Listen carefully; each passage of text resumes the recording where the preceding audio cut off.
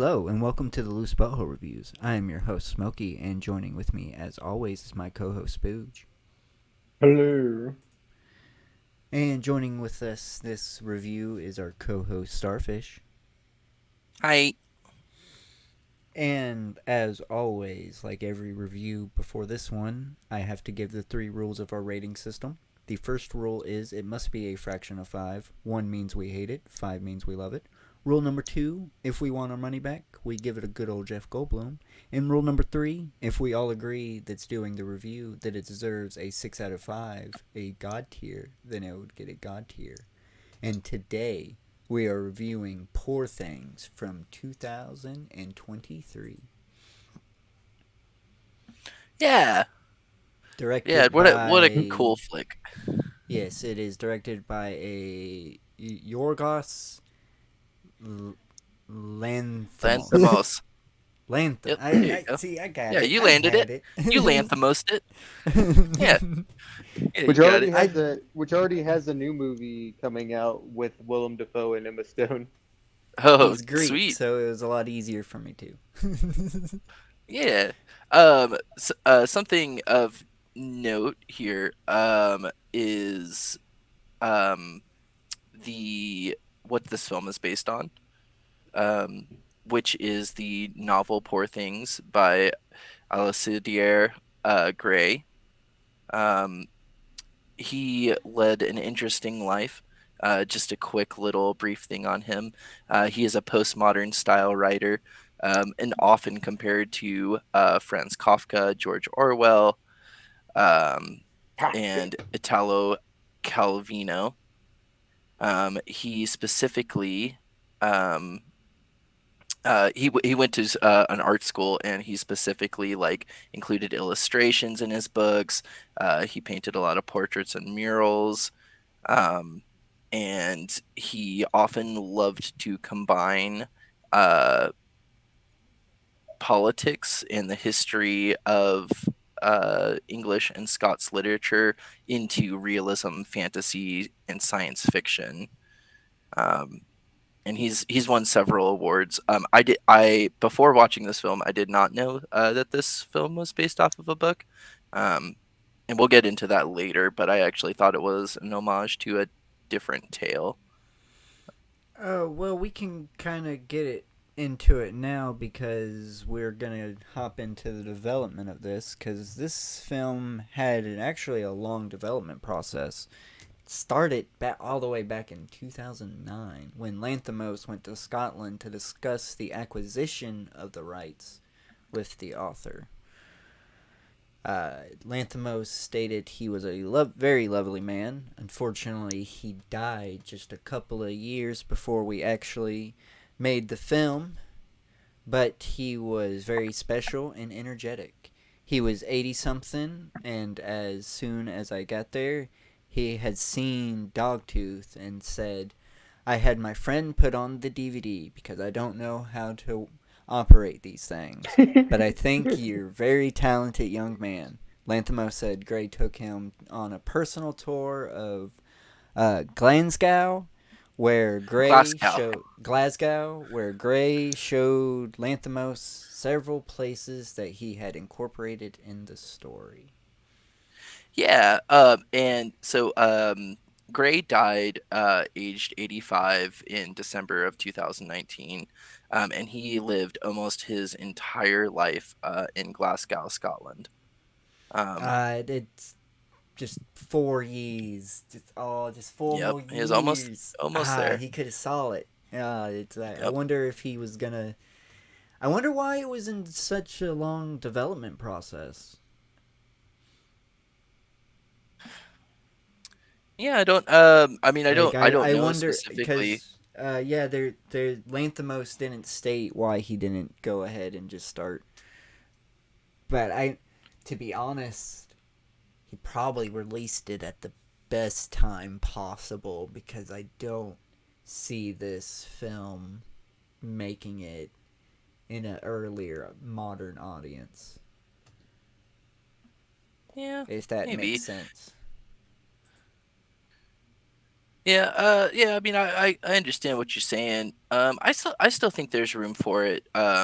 Maybe a little early in 2009, but I think there would have been room for it. I don't now the popularity that this film has attained. I don't think that that would have been the case. I think it would have been like a side thing.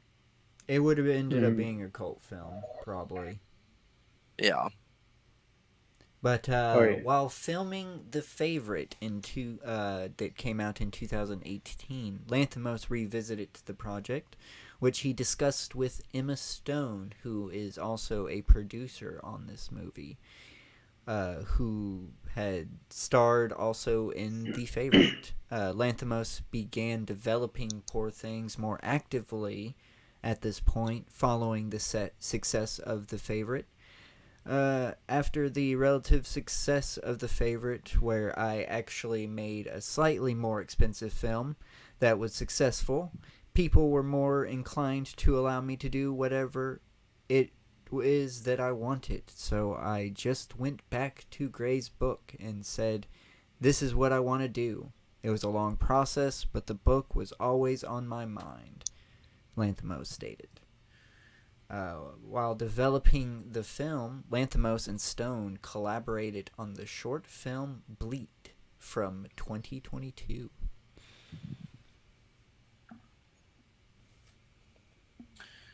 Nice. Never heard of it. Yeah, I've never seen the short film Bleed. Um, Is it I've about never sheep? seen The Favorite either. Yeah, Um, I guess they're gonna have to go on the list. yeah, I mean, I definitely would like to see more work um, from Lanthimos. Um, Oh yeah. I'm excited for this like new wave of auteur that we have both in him and then also the director of like The Witch and Lighthouse and stuff too. Like Oh, I think Roger Eggers. I think they're both doing like pretty interesting works. Oh yeah. I'm I enjoying agree with this that. wave of art house films that we're getting here lately. Like, Yeah. directors are Inside. being a lot more experimental here. Even though it wasn't as a strong of a film, I still appreciated Pig for what it was, especially for being a debut. Remember Pig? Yeah, Yeah. I remember Pig. It was Nicolas Cage try to get his pig back. Hmm. That But yeah, something that did slip my mind a little bit. Like you mentioned earlier, development started in 2009. I can see this kind of being like, oh, we might fund it, we might not fund it, and stuff, and then you know, uh, from like the gap between the favorite and Bleat, that's 2018 for the favorite and Bleat coming out in 2022. There was COVID-19, so like I think that probably also played a large part in like why we're getting this film now as opposed to like a little bit earlier. true, true. I wanted to do state in 2009 this film would not have been made if the pitch was had to have all the sexualness in spoiler alert for the plot. All the sexual notness and it's yeah that's not the word that I should be using, but that's the word I'm gonna go with. The The sexualness of sex the The the lewdness. sexuality, the the fucking Lewd. the just the sheer amount of fucking we're past the fucking that's probably the limit. I probably can't say Which that I word can, anymore, but which, we're past the minute which I, mark. which I yeah. have to appreciate. I might be getting ahead because when we get to scenes, but I do appreciate with a lot of the fucking scenes, it is graphic and as I guess quote unquote pornographic as it may come. Like it was never arousing. It was No, no, it was not. It was I was always it on. was kind of I was horrifying a little bit. To yeah, be most honest, of the time. I want to It's funny. say it was as real as you could possibly get it to be.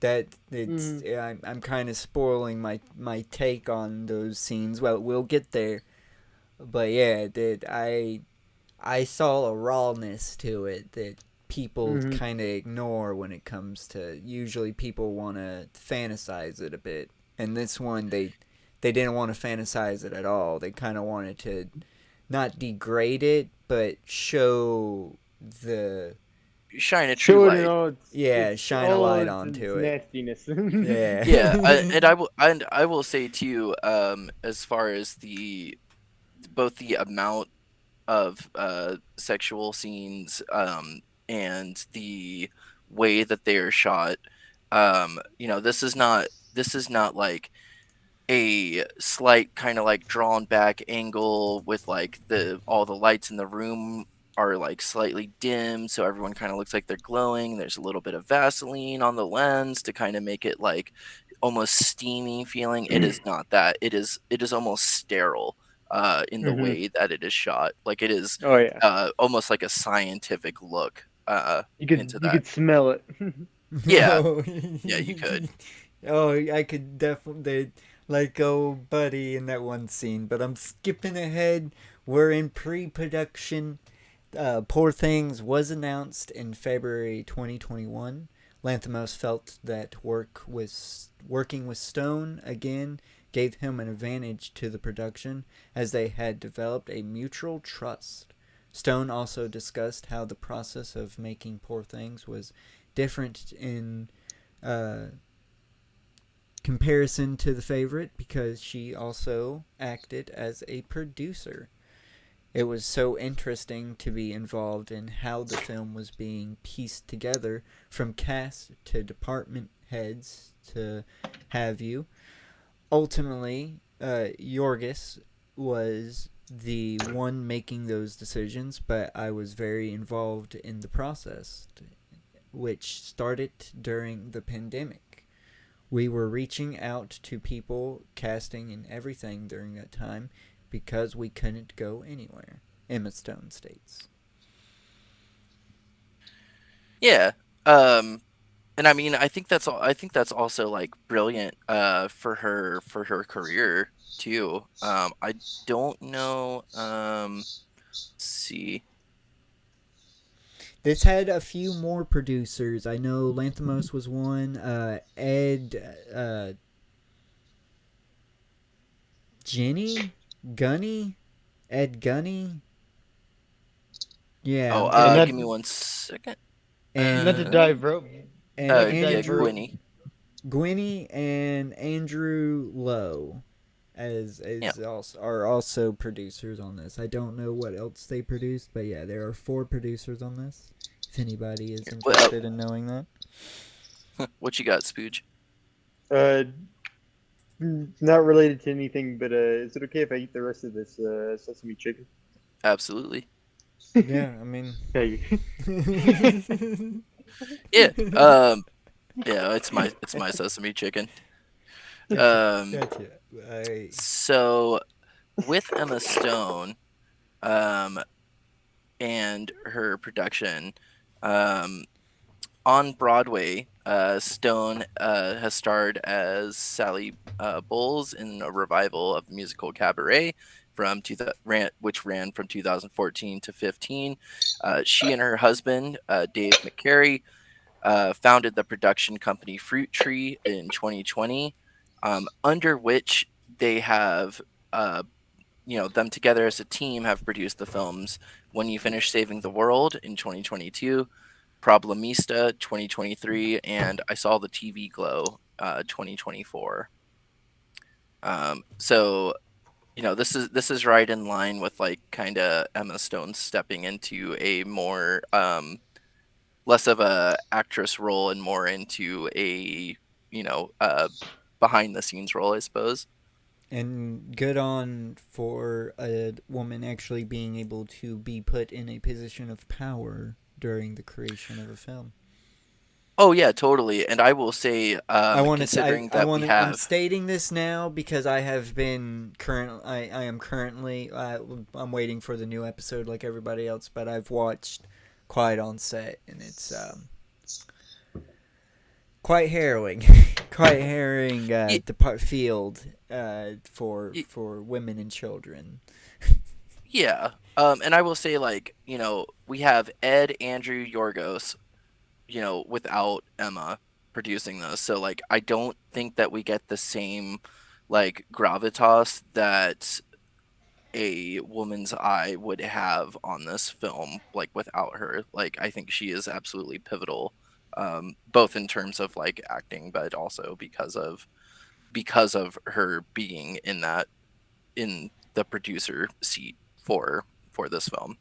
Yeah, we don't know exactly what decisions she had to make, but I'm pretty sure she didn't subtract. There's nothing from this film that I can say she did that subtracts from it. We Yeah, can get into definitely. casting now because casting, as we said, started during the pandemic. But Willem Dafoe actually entered negotiations to join the cast in March of 2021. April, that's when Ramsey Youssef was in talks to join. They confirmed to join in May with Mark Ruffalo and Jarrett fucking Carmichael. Carmichael. Yeah. Um, Yep. Thank you. Before you go on, so Willem Dafoe, Dr. Goodwin Baxter, of course, Mark Ruffalo, Duncan Wedderburn, Rami Youssef as Max McCandles, and Jared Carmichael as Harry Astley. Yes. And in September, Christopher Abbott was cast. In November, Margaret Quelly and Susie Bimba. Mark Margaret Qualley as Felicity, Bilbo. um, Christopher Abbott, that's Alfie Blessington, Susie Bemba is Toinette. And Catherine Hunter was revealing she also had a role in the film as well. Yep, and that was Swiney. In preparation for her role, Stone took dance lessons and dyed her hair black, which she admitted was accidental. Lanthimos reflected that the dark hair contrasted with Stone's fair complexion so much that they agreed to go forward with the look. Describing her characterization of Bella, Stone was attracted to the idea of portraying a woman reborn with a liberated mindset free from Societal pressures. societal pressures. I was going to say socialite for some reason. Yes. Totally goth coded, I'd say. Yeah, it's very goth coded, gothic, gothic literature. We're gonna get Sorry, into that. We're gonna get into I know, that. I know. I just I To had to do my quote, bit. I had to do my bit. It's gotcha, done. gotcha. I did it. To quote Stone, Shoot it's that boy Black, like to no black, black, more, black, no, number no one. more. You know, you know. yeah, I know. Yeah, I remember. But yes, to get back to quoting Stone, she said, "It's such a fairy tale and a metaphor. Clearly, this can't actually happen.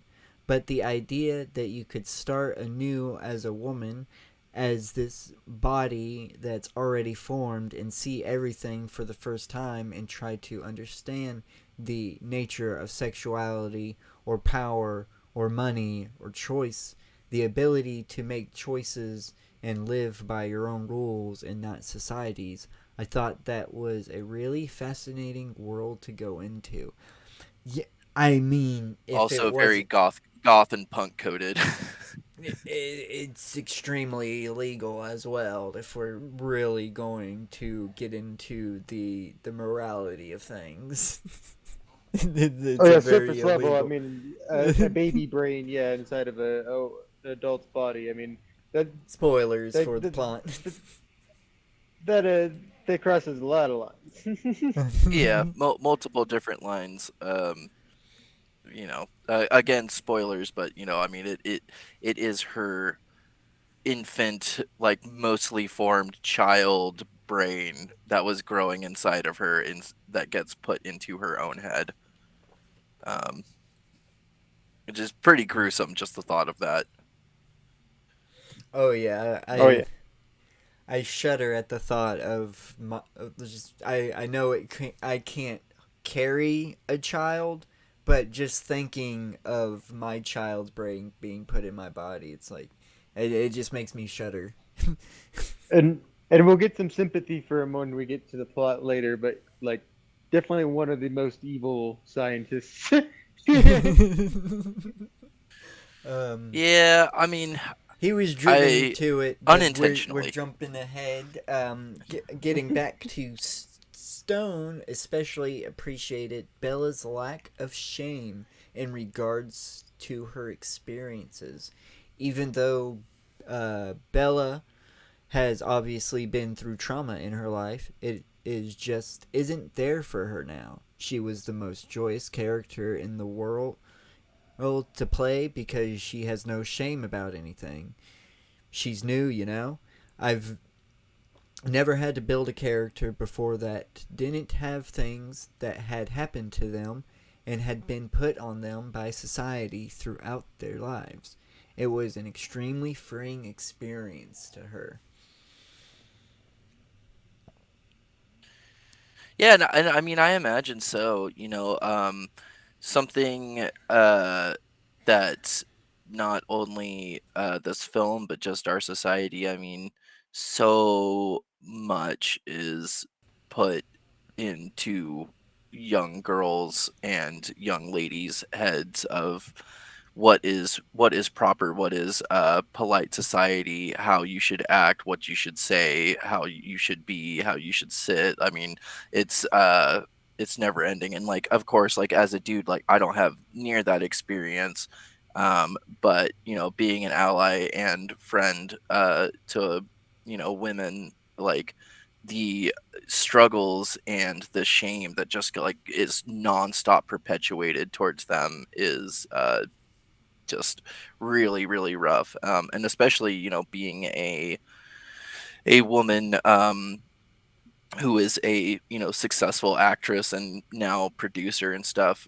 I'm sure it felt great for her to just kind of like just throw that out and just be completely indifferent towards shame. Yeah, yeah, Well said. I feel you. Yeah, I feel that one. Like I said, but to continue on with casting, Yusuf revealed that in preparation for their roles, he and Defoe attended mortician school. Actually, reflecting on the experimental theater games, Lanthimos assigned the cast prior filming.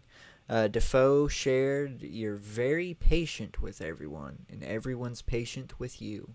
They need to be confident in what they're doing because what we're doing is quite risky. It's not a normal film." Additionally, Defoe spent 6 hours each day in the hair and makeup department, 4 hours getting extensive prosthetics applied to his face at the start of the day, and 2 hours to get it all taken off at the end of the day. Dude's a trooper.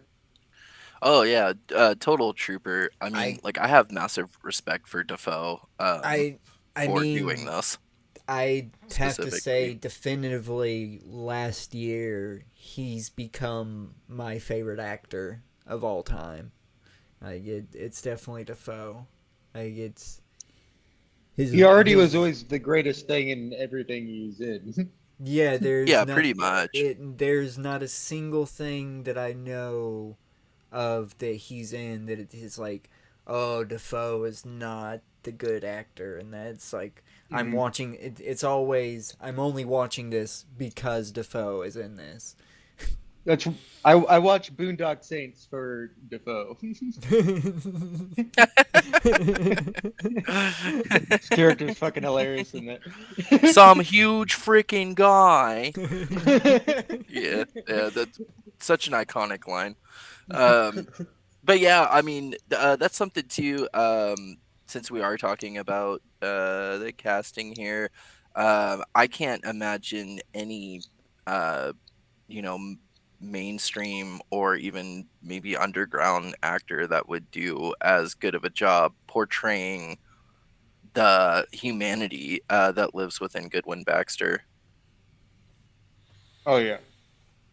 Ah, yeah, no, it's you had to get Defoe. There's no one else. If you wanted to go comedy wise, there's one person you could go for if they wanted a more comedic route. Yeah. You know who I'm gonna say. Well, that. Y'all know who I'm gonna Yeah, I say. know. Yeah, I'm curious. Who? Nick Cage, right? Nick Cage, right? Is that what you're gonna say? I was actually gonna say Danny DeVito. No. Yeah, okay. I could see Danny DeVito doing it if it was more comedy. Something Defoe shared here. You know what we're doing is quite risky. It's not a normal film. Um, that is that is on the nose. Because something that is a like consistent thing is the comedy of this film. Like, uh, it is at times hilarious, um, and I it almost doesn't feel like it should be able to do that given the subject matter and experiences, but it does, and I think it pulls it off like fairly successfully. Since we're bringing it up, I gotta say the comedic timing in this is so flawless that some of the moments feel just like a natural reaction. And that's what adds to the hilariousness to it. It's like, yeah, Mark the Ruffalo you, especially. Mark Ruffalo is what I'm talking about. If you put somebody through his, yes, he put himself in that situation, but if you do that to somebody mentally, the exact reaction they're gonna fucking have. Yeah, yeah, Mark Ruffalo did a excellent job as well.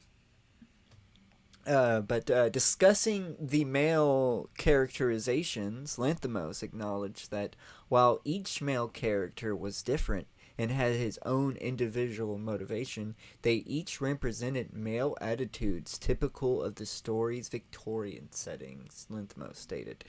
There are variations, I guess, but in the film, there are general tendencies to try to control Bella, even if it's done in a caring and subtle way, in the way that a parent might of that, or that Defoe's character, Baxter, does, or just being infatuated in the way that Remy is. You know, being a nice man deep down, but still having the characterizations of a man of that era. Yeah, and I mean, I think that is one of the reasons why this film like works as well as it does, because it is set in a Victorian styling.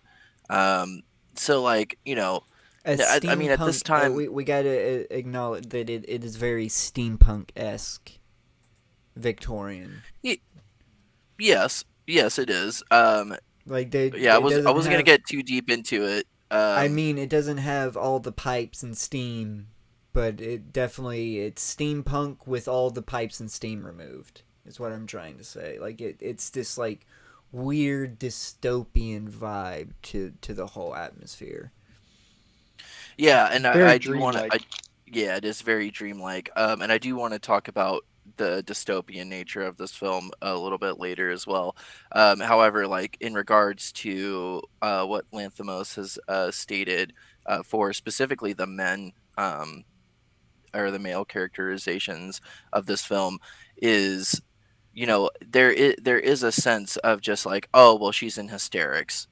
Like, this is a time where like we don't really know what, like we don't really ever get to like fully know what they do know, but if this was in Victorian times, like they wouldn't know about germs yet.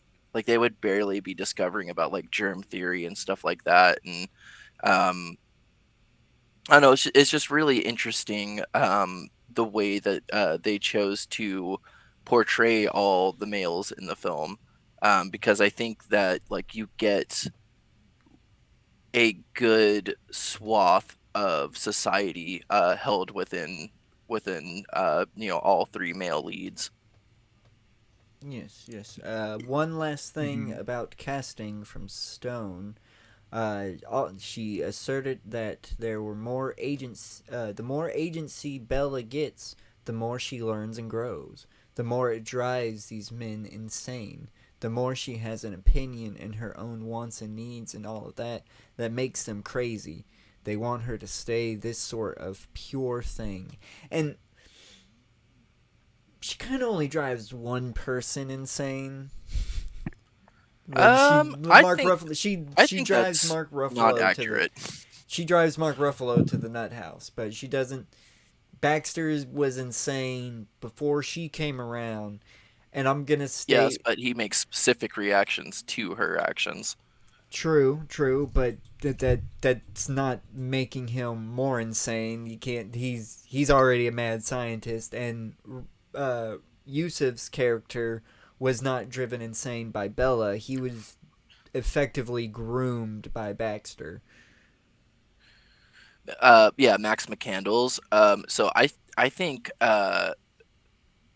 just of my thing, I do think that's an accurate statement because it's not just like I guess in my like viewing of this, like my interpretation of this is that like Max McCandles was like absolutely down to you know like he definitely did like lose his mind when like Bella took off with what is it, Wedderburn? Yeah. And also like Godwin also kind of like lost it a bit too when he started to like realize um both the stuff between Max and Bella, and also whenever she like leaves. Ultimately he calms down, but even still the entire time he's gone or she's gone, he's just like drinking himself into a stupor. I mean, So like I he would is say losing it because he didn't do that before. Baxter's kid. That would be a father being worried about his child entering the Yeah, world in the yeah, condition that totally. they are in. So that's not the character Oh, I think you're driving. muted, Spooge. Oh, then they did the experiment again too.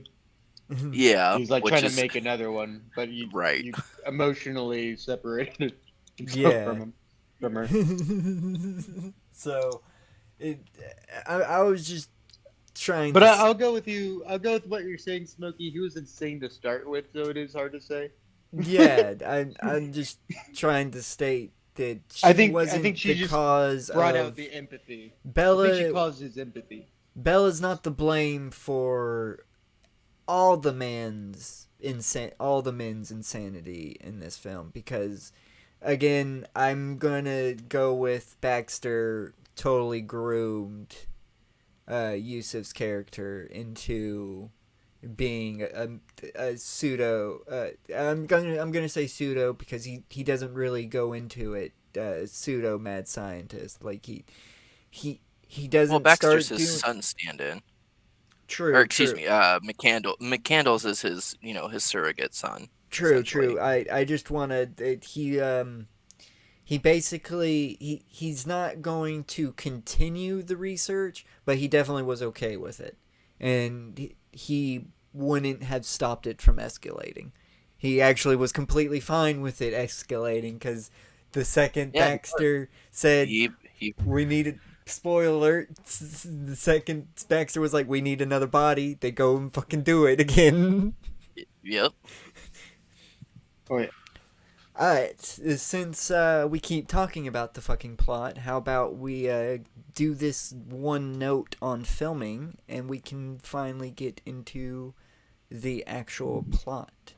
Uh, principal photography took place in uh, Hungary or Hungary. Hungary. Okay, Hungary. Yeah, Yes. Hungary. If I can been beginning in August 2021 at Yorgo Studios in Budapest, wrapping in that December. It is the first feature film to be partially shot on Kodak 35 millimeter Ektachrome color reversal motion picture film stock since its revival in 2018. Yeah, something interesting specifically about Kodak's 35 millimeter uh, like film stock is that like that wasn't necessarily like the standard or anything, but like a lot of like home movies and stuff were shot like on that, and like there is a resurgency, um, and I see this too, just like in you know I'm a millennial, but I see this too, like in other millennials, as well. Is that like there is this like resurgency of like analog, where it's like analog is this like brilliant thing, and we just like we casted it aside for like so long. Everyone was obsessed with like digital imaging, CGI, and also you know as someone who like fiddles with like an electric guitar and stuff, of like solid state things instead of tube, but there is this resurgency that's like been happening since like the early 2020s of like, oh well, let's make sure like we don't let records like just go away forever. you know there is like a healthy and active community of people who like want to keep things the way that they were, and or have like grown tired of the digital space, and like want to experience things in analog. Um and I do know which shots, like a good chunk of which shots are shot on the Kodak 35 millimeter. And most of those shots are the one where we're kind of looking through a pinhole. That is, all of those are like 35 millimeter shots. That's why it seems so small, because we are used to like what a digital camera provides in terms of definition. But when you translate that from 35 millimeter like photo stock, it looks so much smaller than it, because it's literally like lower quality and like less defined. Um, so anytime in this film when we see, those kind of like it kind of looks like you're almost looking through a peephole type of shots and stuff. Though that's all 35 millimeter. Nice. But yeah, with that, let's get into the plot. Do you want to do the plot synopsis, Starfish, or Yeah, yeah, I could do it. Um, so, um, oh man, there's so much that happens in this film. I don't, there's so many different scenes to like linger on and think about too. Um, I, I, we're we can tag team it if you want, because okay. I know where we can start. Let's kind of fast forward a little bit. This opening scene, if I'm not mistaken, we are seeing Bella's mother initially jumping off the bridge. Am I mistaken on that, or No, is that no, the you're seeing Bella. You're seeing Bella and Bella's mom jump off the bridge. yeah, okay. Then yeah, then we kind of just like jump cut to Victoria. Yeah, yeah, Victoria. Victoria. Yeah, yeah, they oh, there's Victoria interest Blessington. I if I'm not mistaken, that was not the original name in the novel. Oh, cool. Yes. Yeah, I don't know what the original name was. I just found it interesting that like this was based off of a book and I did not realize that. Uh, I am looking for it right now. All right, I'll let you find that. But yeah, we are in Victorian London, uh, which is more difficult to say than it seems like it should be. However, we are with the medical student Max McCandles, and he is going to the house of a very eccentric surgeon named Goodwin Baxter, um, or Godwin. It's not Goodwin. Um, as we're seeing kind of the first kind of interactions between them, um, we see uh, Godwin like simultaneously like being at home and like with Bella and stuff, and like we know right from the jump that like something is not okay with Bella mentally. We don't really like fully grasp it yet, um, but we're seeing kind of Godwin's home life, and then we're seeing when Godwin is performing surgeries, and he's doing so to students who are watching him, and a group of young want to be surgeons are criticizing like his appearance and his demeanor, and like just basically calling him a monster essentially. And Max McCandles like, you know you will never understand like the genius of this man. Like, think of all the things that he's done, and like all of the different like ways that he's pieced people back together again and stuff. um Okay, Very shortly after. I just Oh, go a ahead. slight correction. McCandle's name is not. He's the one. It is Archibald in the book. Oh, it's Archibald. Yes, it's Archibald. Archibald Yeah. McCandles. Now I Yes. like Max McCandles. Max fits better. Yeah, it definitely does. But yeah, it's Archibald. It is Archibald's in the book. He's the one that had a different name. My bad. Correct. Okay. A correction on my part. Yeah, no worries. I knew somebody had a different name in the book. Yeah, yeah. I mean, which is something crazy we should mention about the book too. Poor Things was released in 1992. Yeah, Um, so it was it's actually a 32 relatively years ago. we can say a relatively new book actually. Yeah. It's also Gray's most commercially successful work, um, that he's ever come out with. I haven't read the whole thing, but from what I've read, it's a pretty fucking good book. Yeah, yeah. It's widely considered to be one of his funniest novels that he's ever written, which does make me want to read his work like after watching this and knowing somewhat of it. Yeah, Um, I'll definitely have to find a copy so I can read the whole thing because of course you can only get the preview snippets online. yeah, of course. Um, Anyways, so as Max Archibald McCandles is correcting these young want to be surgeons and stuff, we very quickly flash jump back to Godwin's house, and there, after he was correcting these medical students about like how excellent Godwin's work is as a surgeon, we see Bella walking around, and then very quickly behind her, we see um a dog with like a gooseneck. Um, like it is a dog's body, but with a goose's head. Um, and we start kind of learning about Godwin and Bella a little bit more Uh, from the perspective of Max. don't worry, there is a duck with a dog's head running around. So everybody's still alive. He just did a Yeah, little swip swap. Yeah.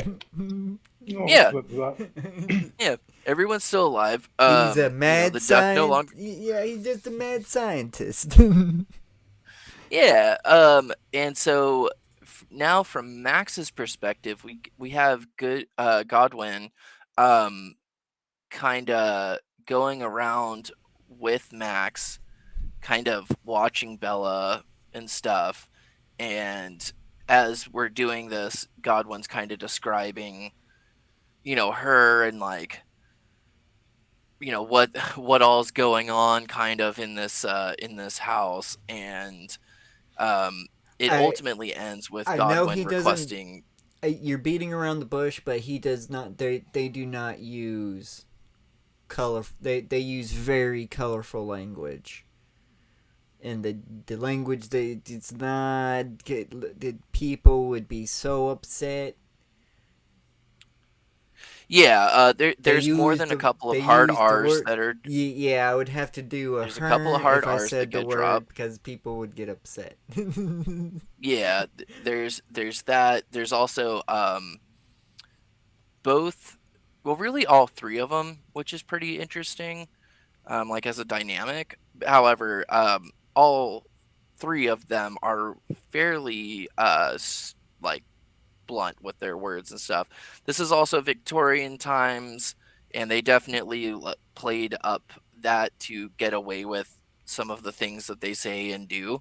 Um, but for now, Godwin is essentially telling Max, like, all I really need you to do is, she's getting, like, her cognitive abilities are improving, and I need someone to just document, like, how she's improving, and maybe play with her, like help her out and stuff, and did just kind of follow her around. did he state to document how long her fingernails and hair grow? Because he gets Uh extensive with the data he collects. Like, he gets real no, he fucking doesn't. extensive. Well, that's just, yeah, no, he doesn't. That's just what Max does. Like, Max is, I mean, we even see a later scene as Max is starting to follow Bella, of like, how many nuts do you have to write down? Are you writing down how many nuts I eat?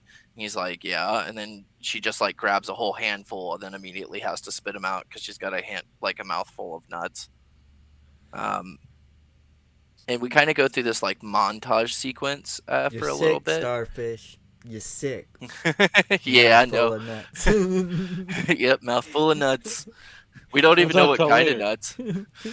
Yeah, that is until later.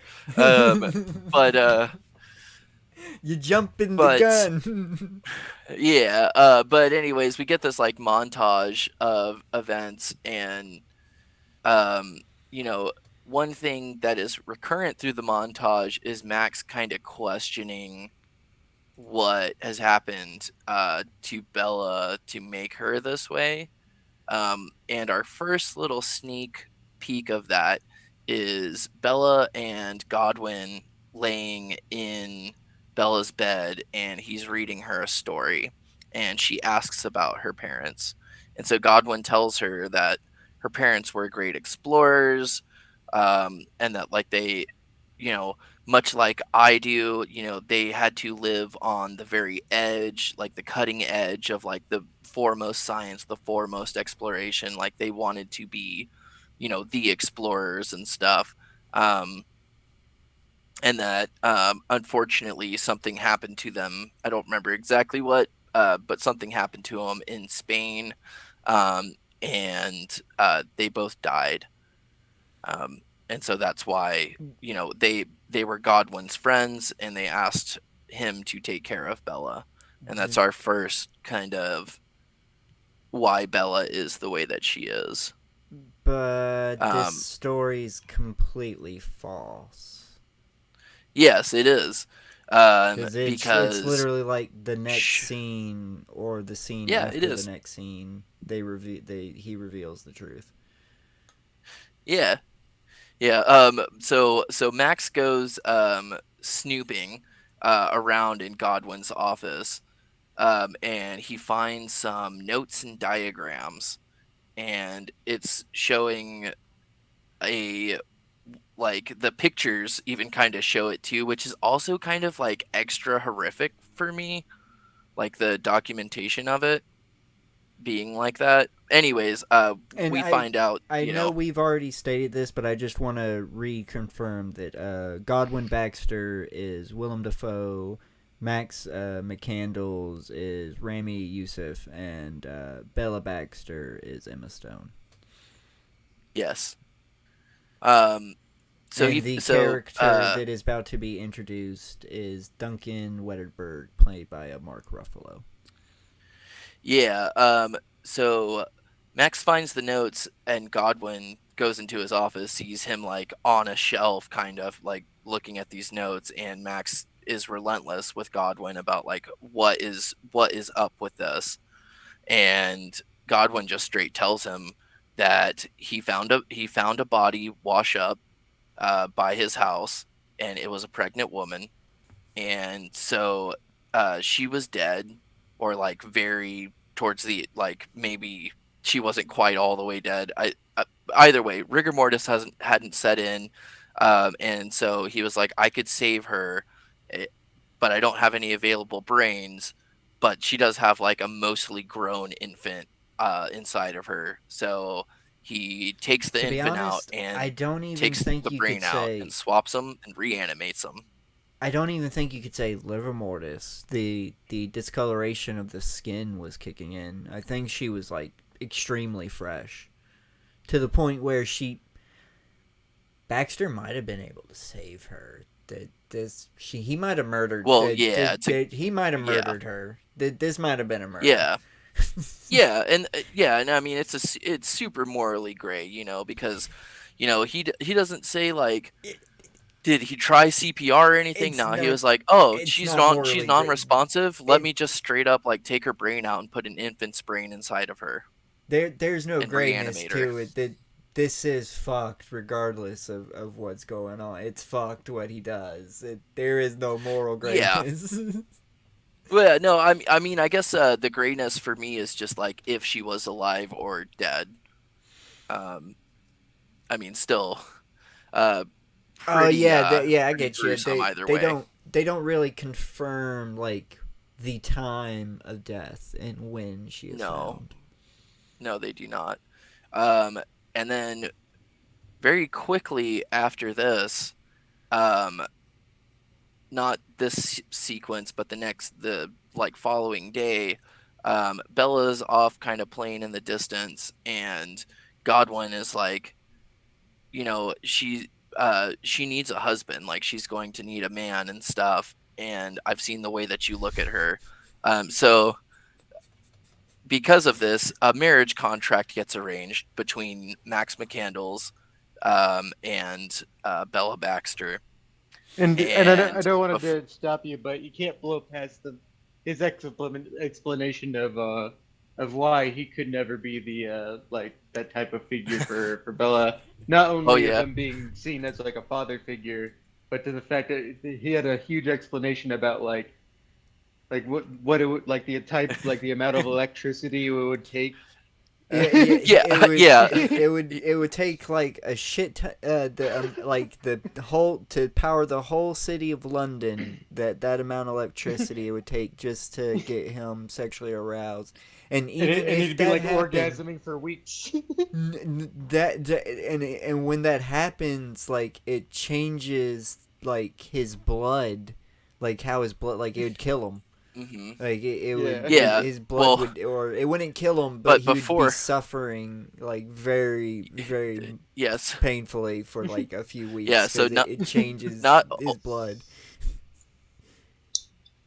yeah. Yes. Um, and I mean also like he did state like he started that spiel with the fact that like he would be in a state of orgasm for days, and so Orgasming and suffering at the same time. yeah.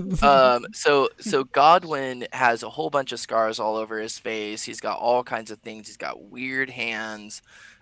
He has to use the way he eats. His stomach, his organs do not create like stomach acid. His intestines do not create the liquid that they use in order to, pass I food. don't think he Um, has them anymore. I'm apologies for skipping ahead, but he states that his father was curious if you could, if you If you had to could have, live without them, and the question and the answer is yes, you yeah, had to. it So was I don't without the think, fluids. yeah, I think Painfully. I don't think he has any of the organs anymore. I think his father took him out to see. Yeah, I think the little machine is basically his organs. Yeah. Yeah, pretty much. But I gotta say, I And would love to blow bubbles. That'd be a cool way to blow bubbles. I Yeah. feel like that'll be me in maybe like 10 years.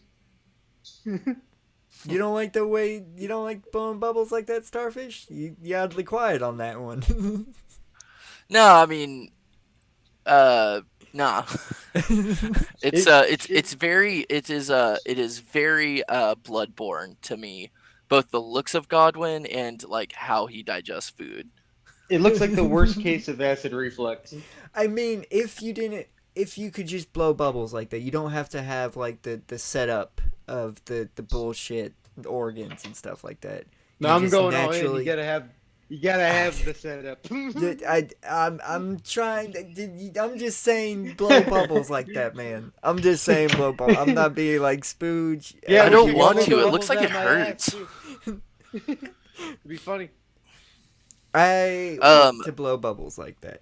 so something that like I want to touch on, like something I've been trying to get to, is that this before Wedderburn enters the picture here, we should state that Godwin is offering a hand in marriage to Max McCandles, to what is essentially a full-grown adult woman with the mind of like maybe a 6 or 7 year old at the time that it gets offered. It seems Um, actually I know they didn't really give the passage of time, but it doesn't seem like that much time has passed, and she's developing at a rapid pace, and it's only been like a few weeks since the experiment has started.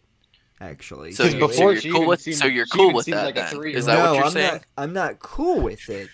I'm just stating that we're dealing with a much more serious, and like we're not dealing with a 6-year-old brain. We're dealing with an infant brain still that just so happens to be developing rapidly.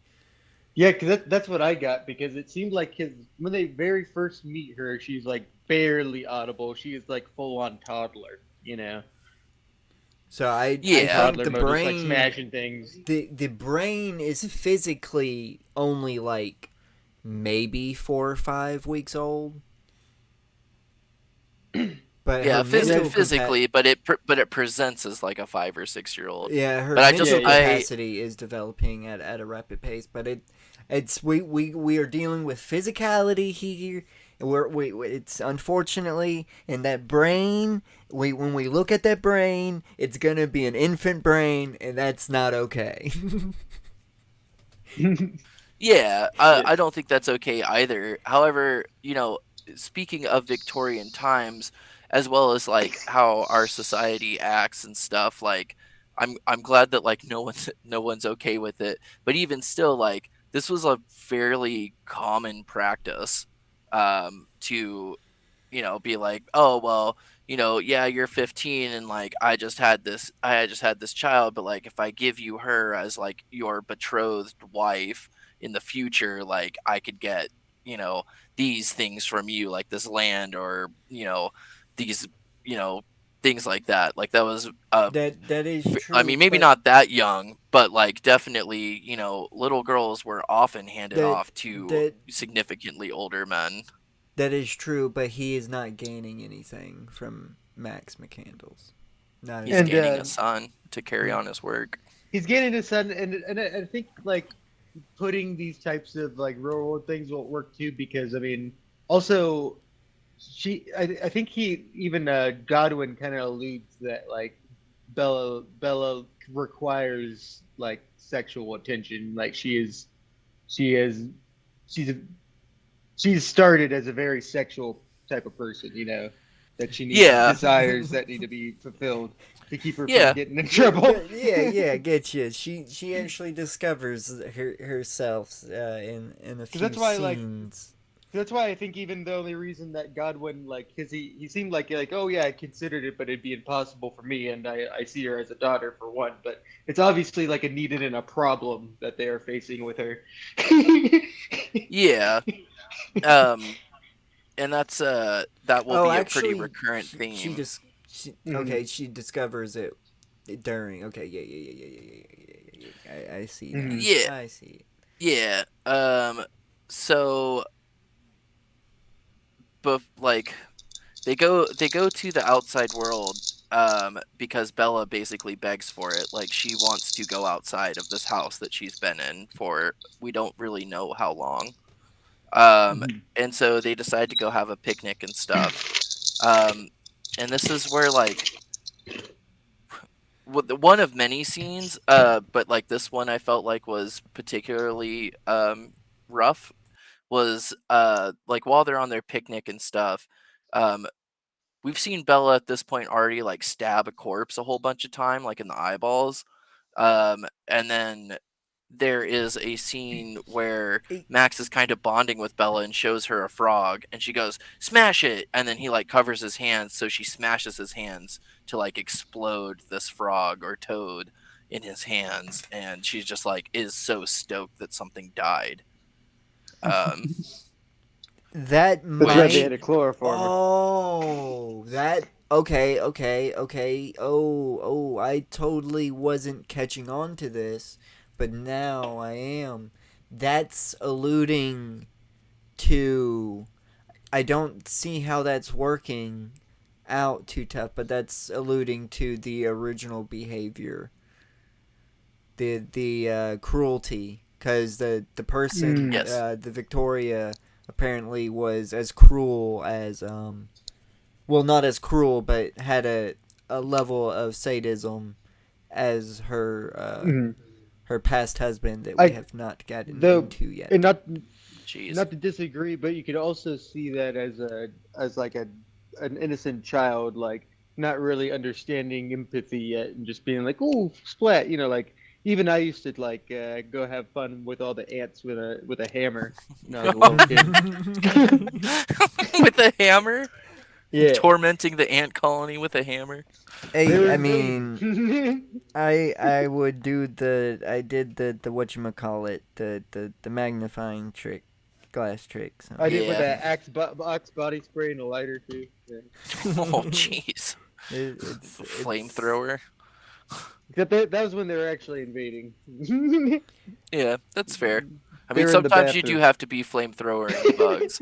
Like I I mean, wished so badly that I would have flamethrown those wasps that invaded the house instead of like fighting them off with a spatula. or hey get hey like the that's actual poison from the store but you because sound flame like a using those things can fucking blow up in your badass hand. samurai warrior with that fucking story. That you I fought No. him I don't off want to with a fucking condone spatula. and also we don't condone the use of using flammable objects around aerosol cans. They could go Yeah, wrong. Yeah, there's we. also that too. Please do not do that. Do not do that. Though it's funny. I It's It's if pretty you fun do too, it, but don't do it's it. not on us. not on us. Just know that it might explode. It'd be kind of cool. But something that we've kind of hinted at here that I'd like to bring full circle with the thing that happens with the toad is there is such a homage to Frankenstein with this whole thing. I mean, even the author himself says um, things about that in specific.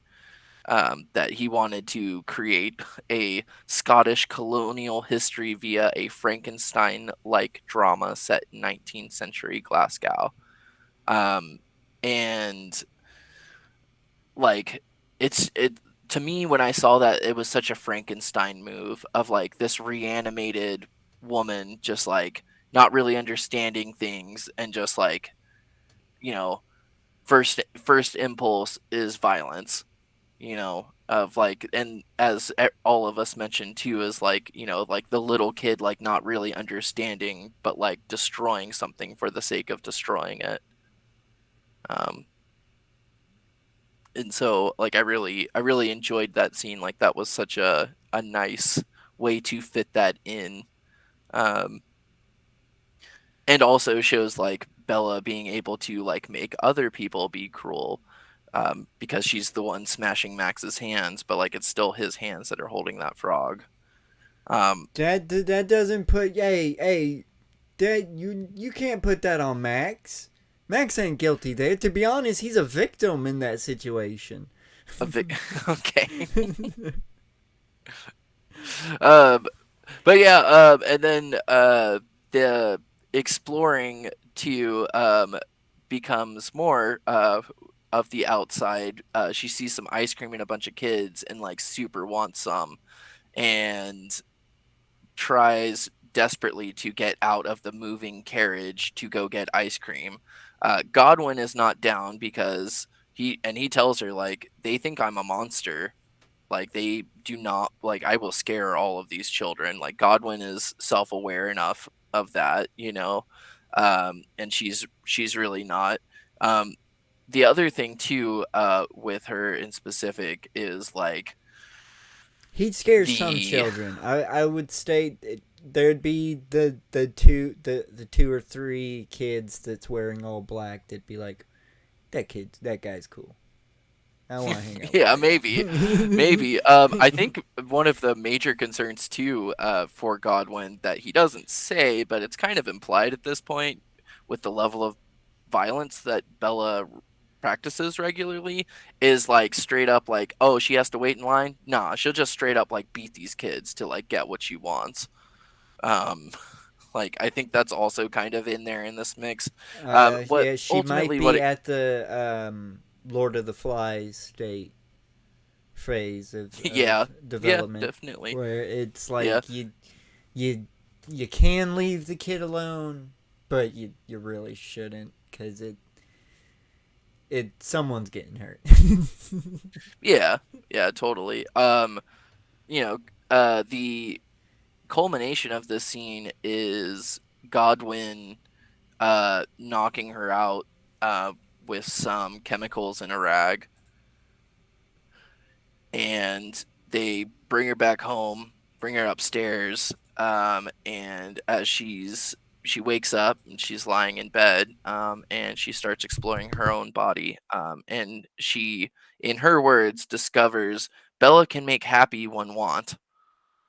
Um, and so she starts masturbating like very consistently, and like tries to show other people in the house that she lives with of like, look, you could make yourself feel good by just doing this. um Yeah, the poor maid. yeah, Oh, and that maid is put through so fucking much. yeah, she is. I think her name's Miss Prim. And It- she is pretty awesome. She is yeah, played she. by Miss a Vicky Pepperdine. Yeah, yeah, Oh. she did a great supporting role with Miss Prim. Yeah, She's a she's very a huge.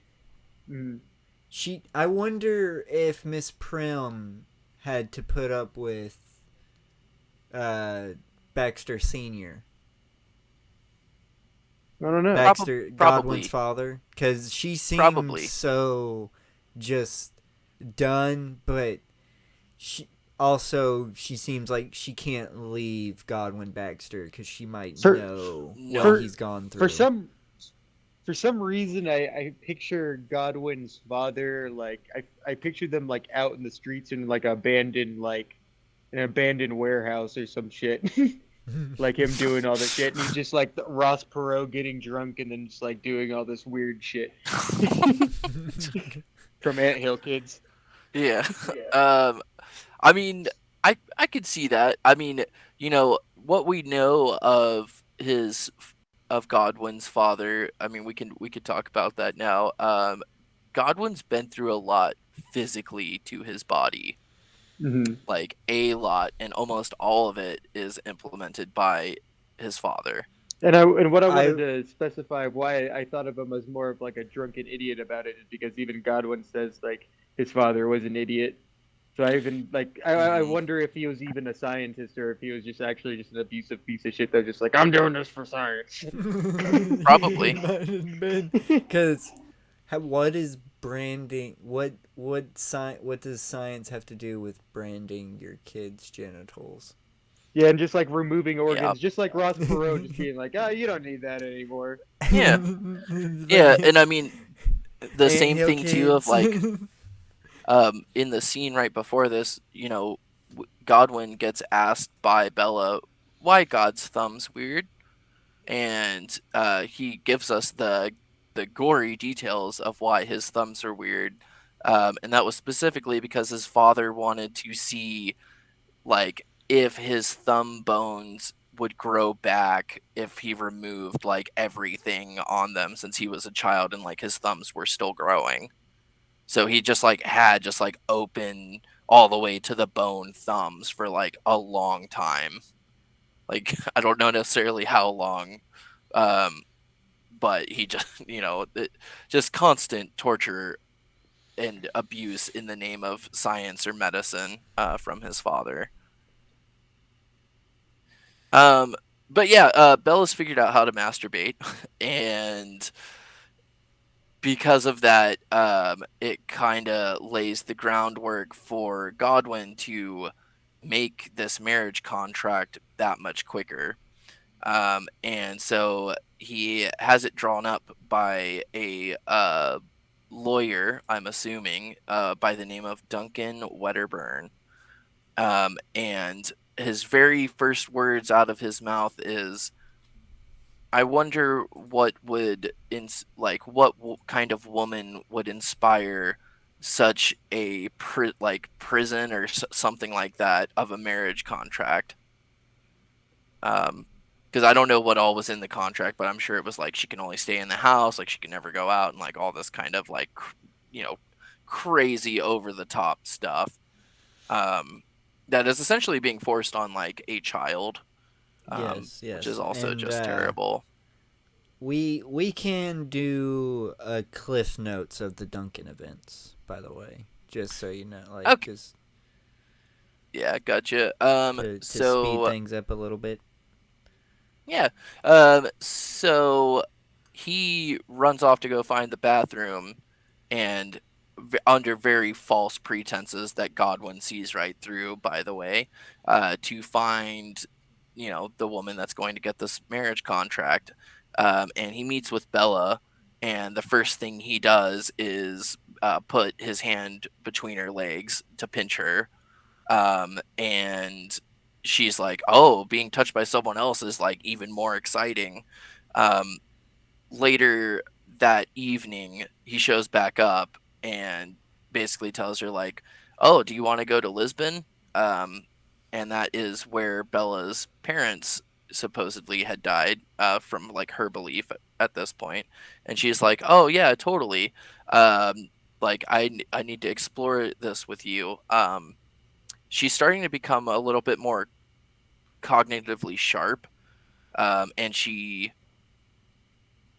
dupes both Max and Godwin into getting her way to go on this adventure with She excuse me, doesn't with really do. Duncan.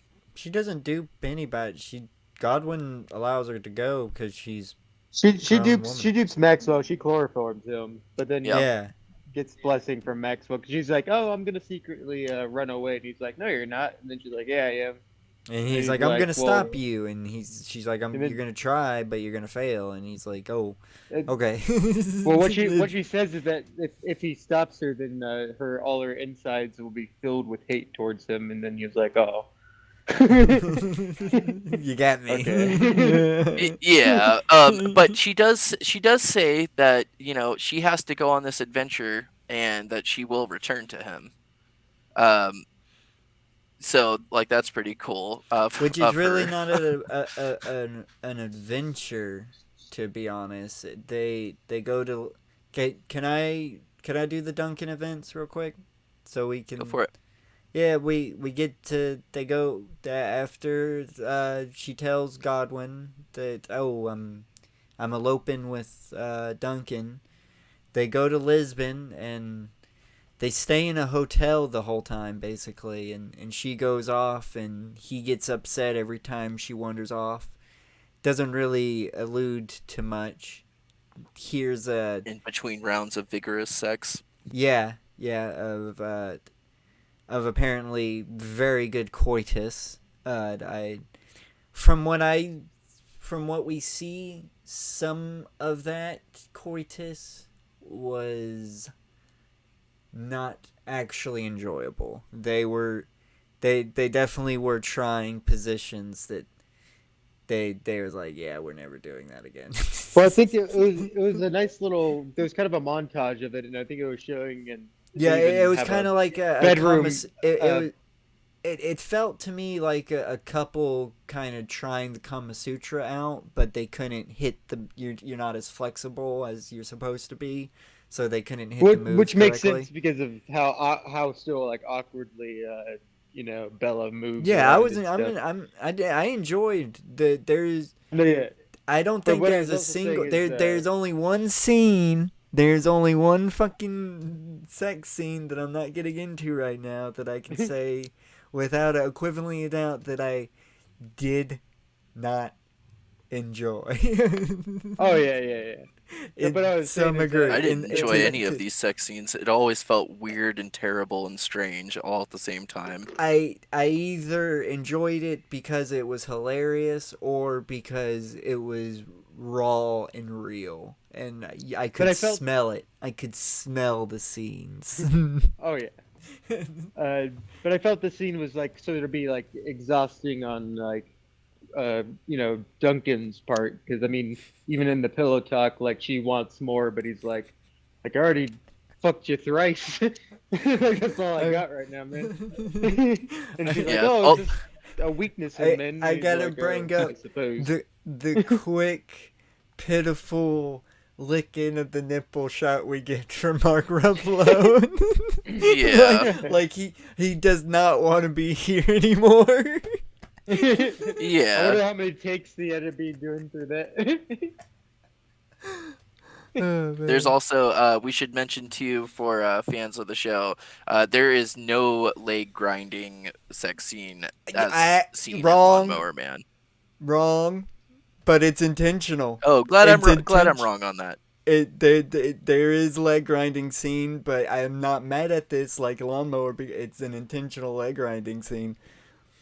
Oh, is it with the It's during that'll come later with the lesbian we'll sex? come with the loosey goosey moments. Yeah, we're getting there. Y'all jumping ahead a little Okay. bit, but we'll get there.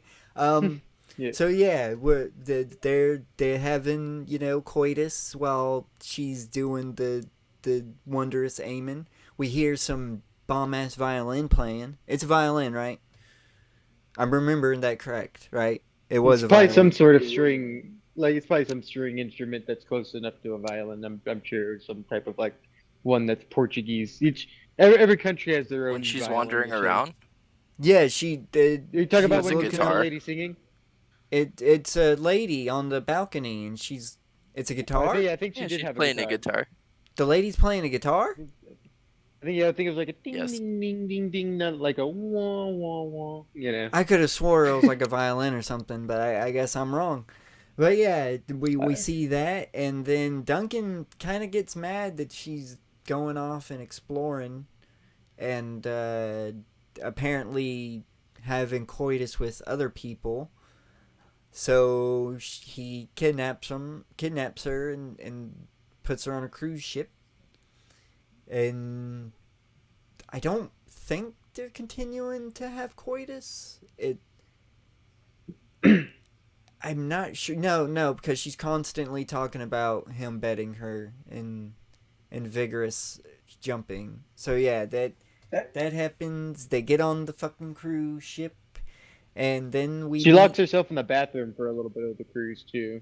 Yeah, she also we meet an old lady that's pretty cool, who is played by a I actually would not know who that was.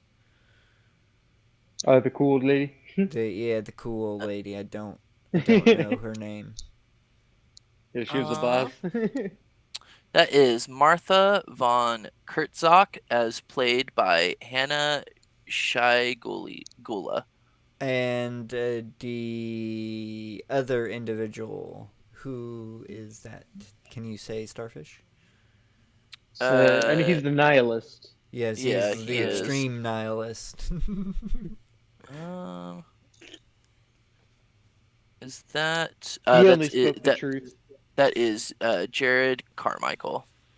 Yes, they meet these individuals and they kind of are her escape from Duncan in a way, and then she goes with Carmichael's character to the mainland, which is it's Greece, right? Correct. The Athens, right? They docked in Athens. I want to say it was Uh, Athens, Greece. no, It wasn't Greece. it was Alexandria that she was in, Okay, it was Greece. but So doesn't exist in it our was Greece. world.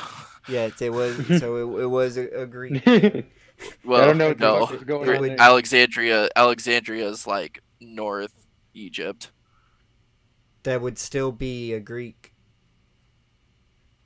Okay. Right? It would be. But yeah, it's It was like fucking. in the ocean. I I could have swore they said it was Greece. I just remember it said Alexandria, and it was just But some either weird way, it's fucking not like real remote world. island. It's not the real world. Where whichever Yeah, they were at world. the Looked like lighthouse of Atlantis, if Alexandria. anything. Yeah, they were But at the lighthouse of Alexandria. Oh, it Lighthouse of Alexandria.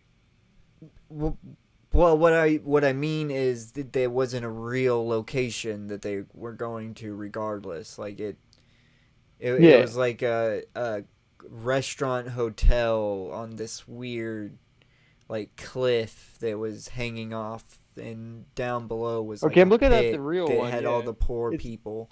Like it was it was like nothing like it the was a real. post-apocalyptic. Yeah, it was a post-apocalyptic version of this one. Because I'm Yeah, looking at the pictures of Alexandria here.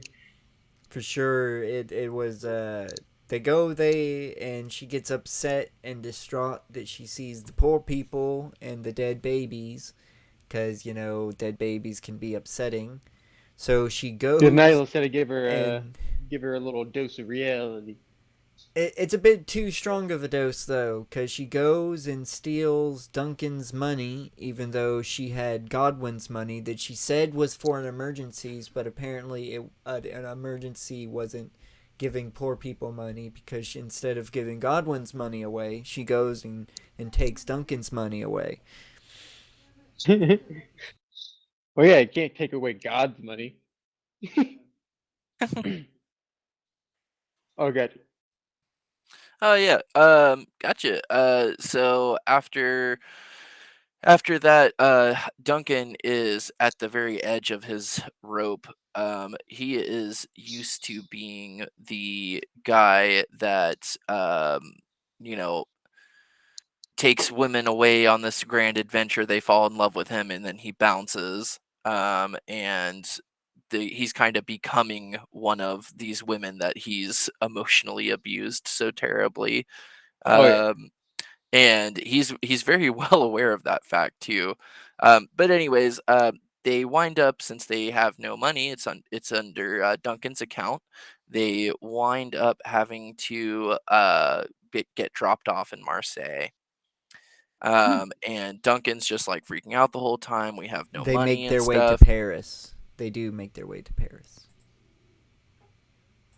Okay, Good. you got it. Are you back? I believe so. I believe I got it now. Sorry. Sorry Okay, about no that. worries. But yes, they make their way to Paris, and Bella separates from Duncan after Mark Ruffalo gives another amazing, hysterical, hilarious mental breakdown episode again, which is just great. Duncan going insane Mark Ruffalo, they couldn't have got somebody else. It was great to see him just to play a different character that could just unleash. It is great. But yeah, after that, Bella walks around and she ends up at a brothel and she meets Madam Sweeney. Swiney. Swiney, played by I can't see her name Catherine Not by Hunter. Sydney Sweeney. Played by a who? No, it's not Sydney Sweeney. No, it is not. Sydney Sweeney's not involved in this work. But who? What is her? What is the actress's name? Starfish. Catherine Hunter. Okay. Yes, they're Hunford. Hanford. No, that's Catherine Kitty. Hunter. Catherine Yeah, Hunter. I don't have it. I'm just trying to see if I had the name on my list, but I don't get the name on my list. I'm sorry. Sorry. But How yes, dare yeah, that we meet this character and she introduces Bella to the world of prostitution. And she This is a very scary pimp, very intimidating pimp. They couldn't have picked a more badass Uh, looking pimp. Yeah, definitely. Definitely for sure, but to be and not only badass but also a very like comes off as loving and very manipulative. She would have gotten me. Definitely would have gotten me. She Oh, just yeah. seems so kind and so sweet about it. Yeah. Then she take your damn lobe. And your goddamn belly button. Mm-hmm. But we're jumping ahead a little bit. But yeah, her first mark, her first we're pretty much we're not done with Duncan, but this pretty much marks the end of the Duncan saga because her first after her first mark, which is a 3-pump chump, which she will tell Duncan. She buys some pastries and goes and tells Duncan about it. Duncan has a final breakdown. This is when she reveals, I had money this whole time, but it was only for emergencies, and it's been an emergency this whole time, like Duncan has said. So this is where I was like, I hate that you're making me have to side with him for once. But God's you know, money. he ends up going away, and she goes into the world of prostitution. And this, I do want to get into. We have to get in that we have to go into each of the. This is when we get into basically like a montage of her. Even Rocky had a montage. Montage. Yeah. So I guess I'll take it from here if is that what you're wanting? Yeah, you can be more detailed. You all probably I have want a to more say is detailed. my favorite and probably what speaks to me most deeply was the little guy that was crawling around. Yeah, I knew Yeah, you would well, love. we're I knew we're you would gonna love that hold guy. on, hold on, hold I'm on. putting that one in the bank. I was gonna let Starfish take the reins, but if Starfish could lighten up on the details, that would be great. Okay. Yeah. So we have a montage of Bella, essentially being a sex worker, and she at first tries to talk with Madame Swiney about it of like, well, like I like it, but like some of them are just like so terrible and they just like it's bad and like I don't get to have any pleasure at all. And she's like, well, that's just how it is, and then like bites her earlobe like super hard and like draws blood. um she also here meets a fellow sex worker, and her name is Twinette, and she is played by Susie Bemba. And um, we get this montage of her just, getting with a whole bunch of different Johns. She tries a bunch of different things of like, look, you tell me a childhood story, I'll tell you a joke. That way, like, we kind of Well, know each other at let's try least. to And get let's get into. We don't have to go into excessive detail, but let's go in. Can we get into? Let's go into each individual John. We kind of need to. uh, uh, okay, you got it. No, I don't have that list, but I guess I'm just confused because you wanted not much detail.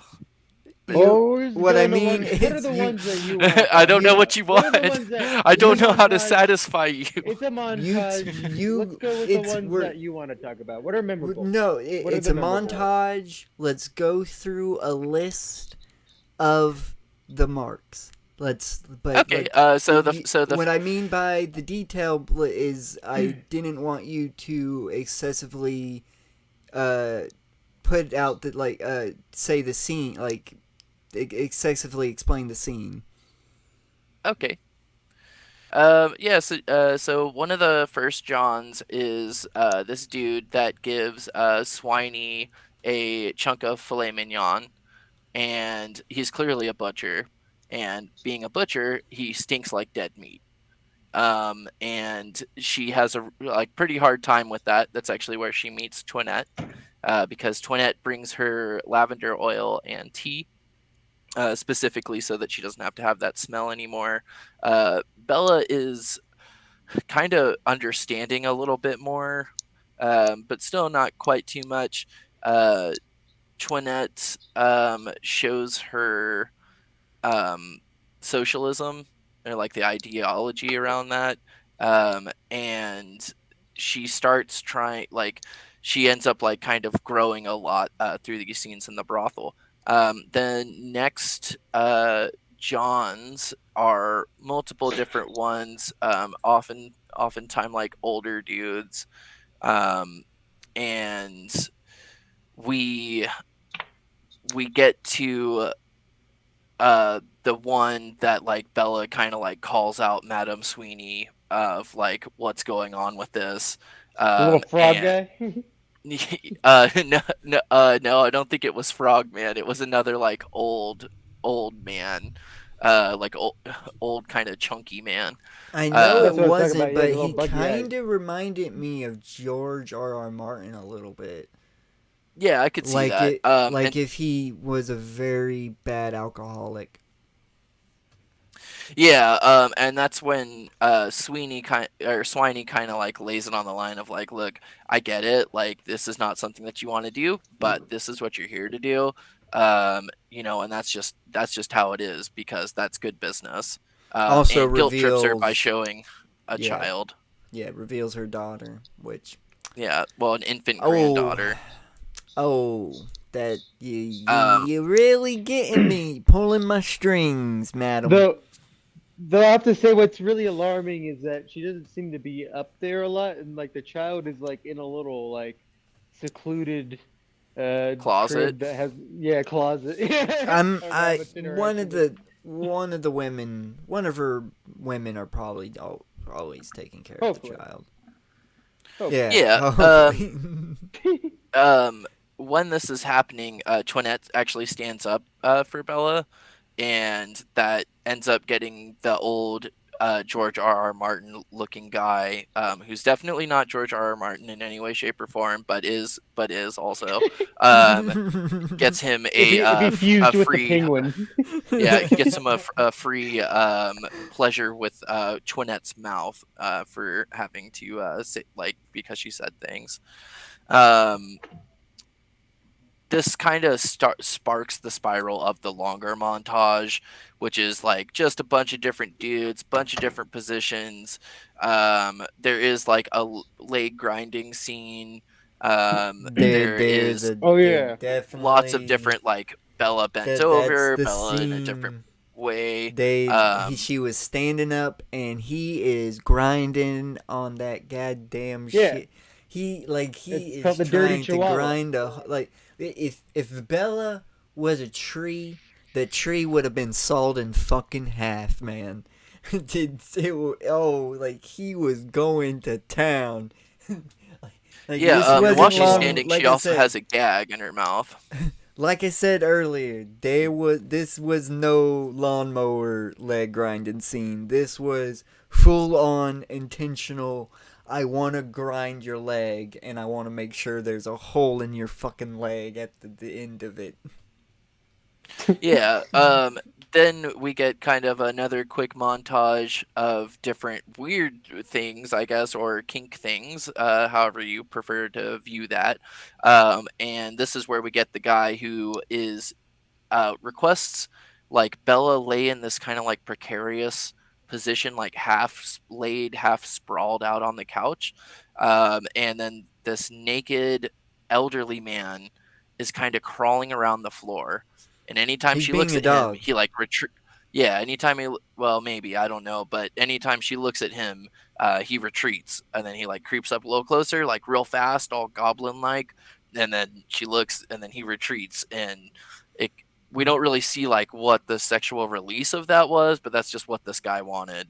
He Um, also Yeah, he had he's something the going one that there. crawls up and starts sniffing her hair. He yeah, gets up there.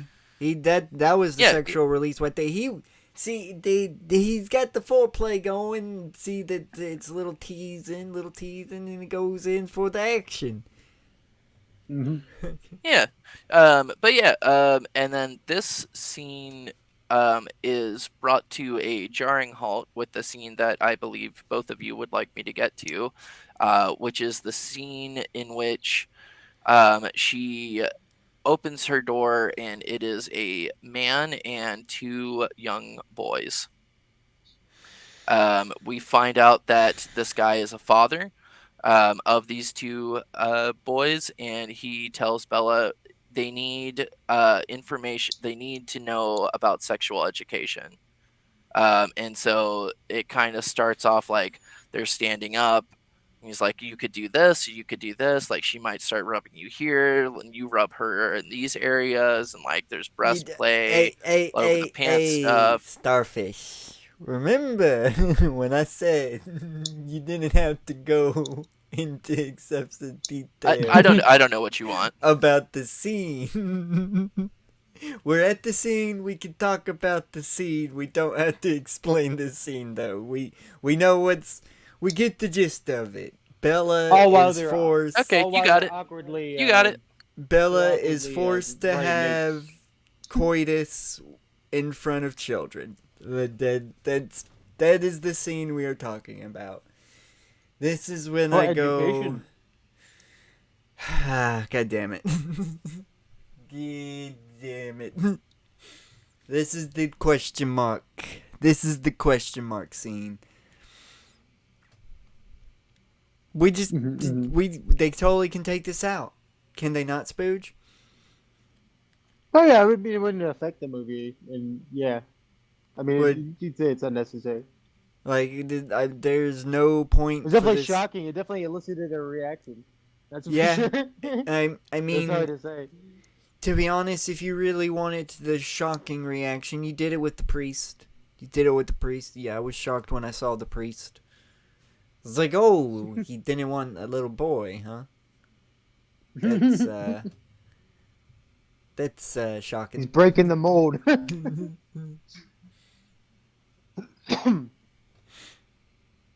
But it was kind of a thing back then too. I mean, I'm pretty sure I've heard of that. Like even like people like back then when like someone would take like I young get men there is no as a mentor. video that you can show, but I feel this is where drawings and paintings can really come into play. Like you did. There's a painting or two you can show your kid. You didn't Oh have yeah, I to mean do this. the method. I mean I'm not definitely not going to defend the method of this. It's just like it's like a kink for the dead. I think it was. I don't even think it. Mm. I think the excuse. I think that's just the excuse for the father You in general. what you do is you say, hey, here's a safe way to do it, and then like, hey, if you got a peer, or of your age that you like, and you want to consensually do this, that's how you do. This might have been a weird kind of like dominance scene. Like him not even like a cucking situation. He just wanted to Yeah, make maybe sure that yeah, his because kids understood. those kids are next in line for his business, and he's like, "Oh, you're gonna have my business, but oh, you better know who's the boss man." Until the end. Starfish, you got any opinions on this scene? Yeah, I think that we should keep in mind the time frame in which this is trying to represent. Mhm. Yes. I get that, but also it still doesn't need to be in the like it doesn't add to the movie. This is what I I'm did trying one to get. thing. I didn't. I still haven't actually looked into how they shot it. It did seem like there's a cut in between to where they have like because they pan over to the kids and then they pan over to the Yeah, bed. I don't think the There's an kids easy were cut in actually between. present. Yeah, they're not. Yeah, so it's not like they're having Emma Stone's not naked pretending to have sex right in front of them. That's what kind of like would be my main issue.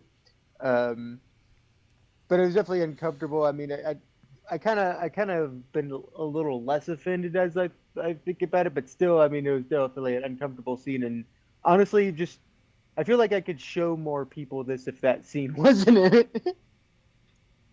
Yeah, I can't suggest this to pretty much anybody because of that scene. No, Because I what's really funny is, and I'm gonna go on a little tangent here because I pay attention. I mean, we're on YouTube. I pay attention to the YouTube culture of like movie reviews and stuff. And there's a lot of alt right people on here, riddled on here, and they're always talking about the pedophile gay agenda of Disney. Of like the most subtle like things that like Disney is not at all doing.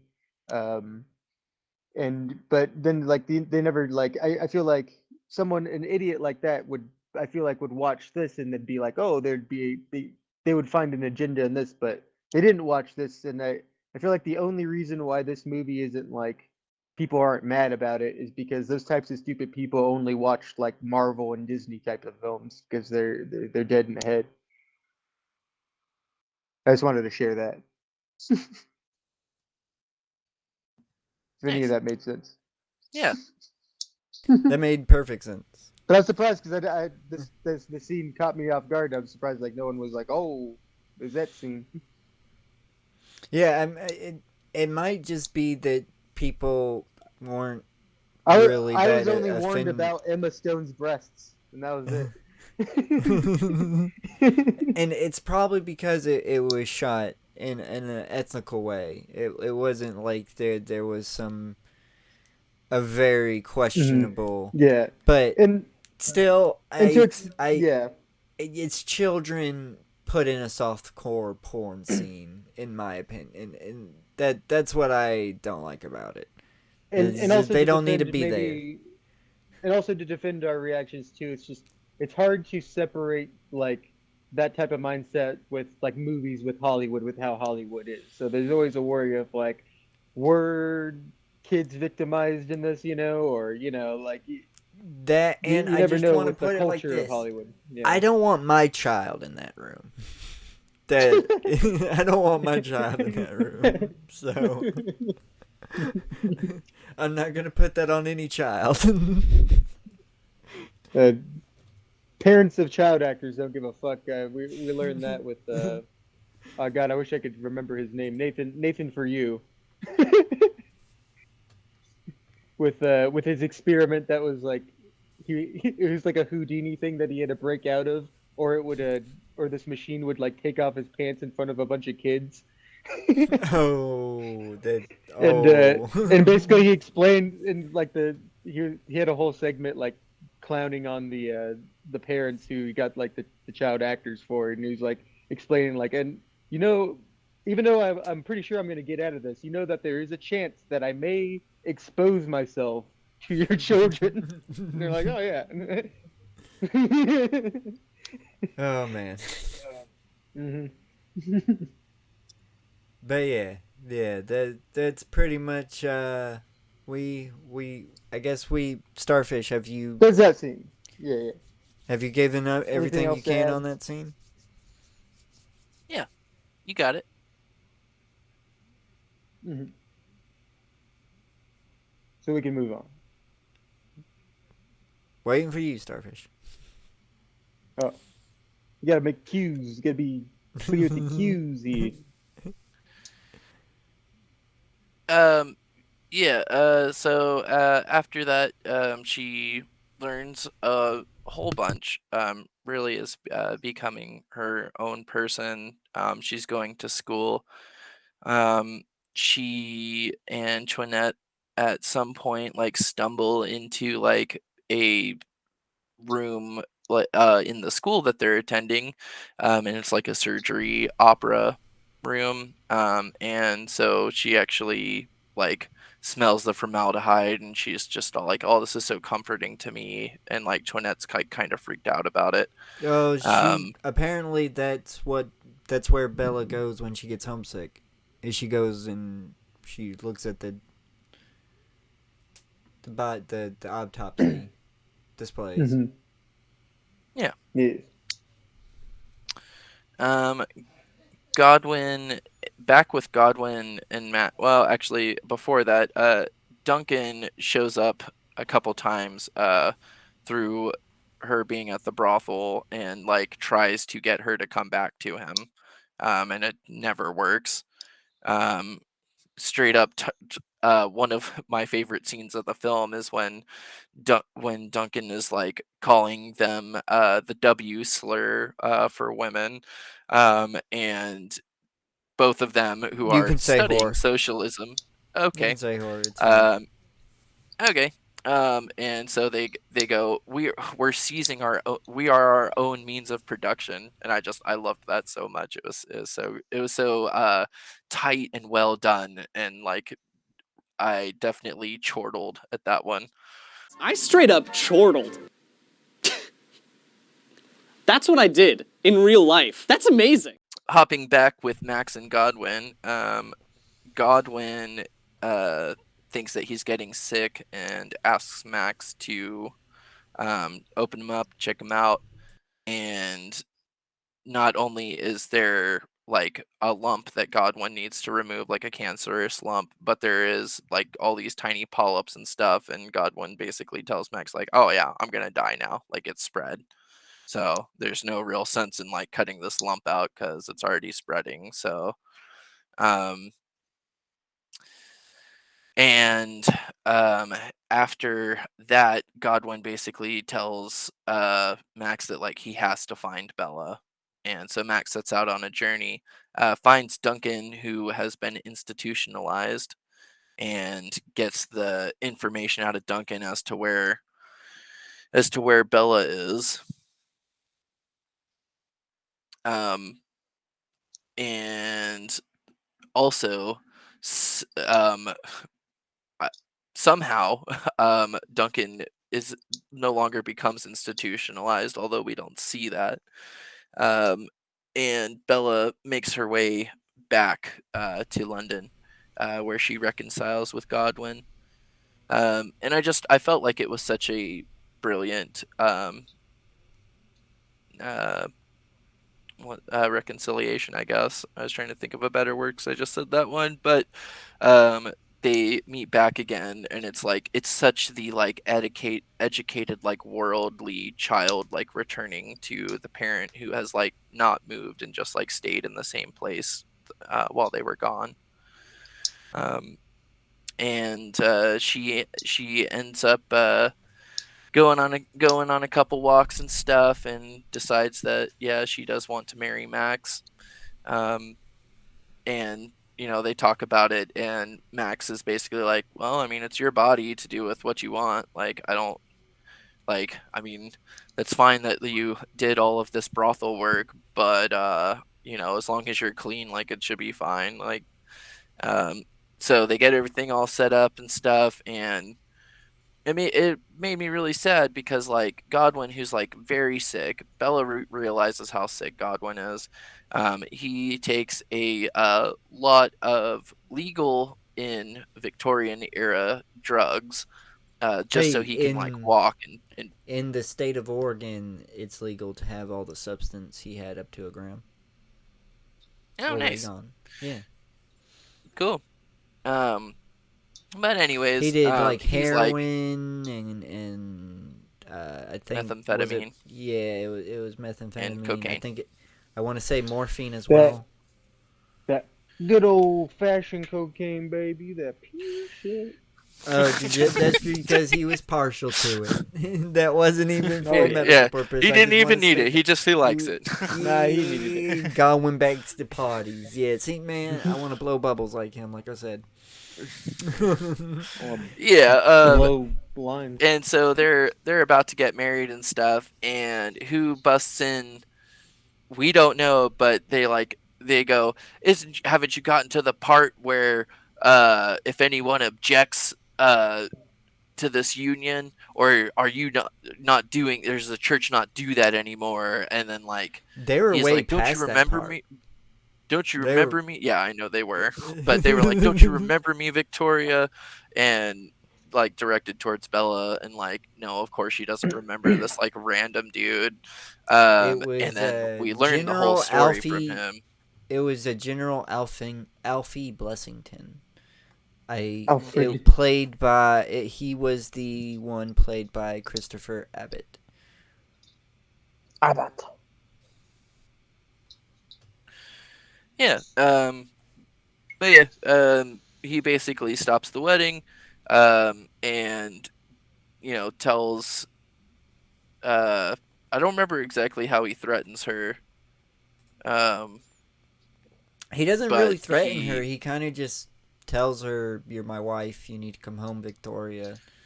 And then she was curious, so she just went with him. She's like, I'm gonna go with him and see what's going on. Yeah.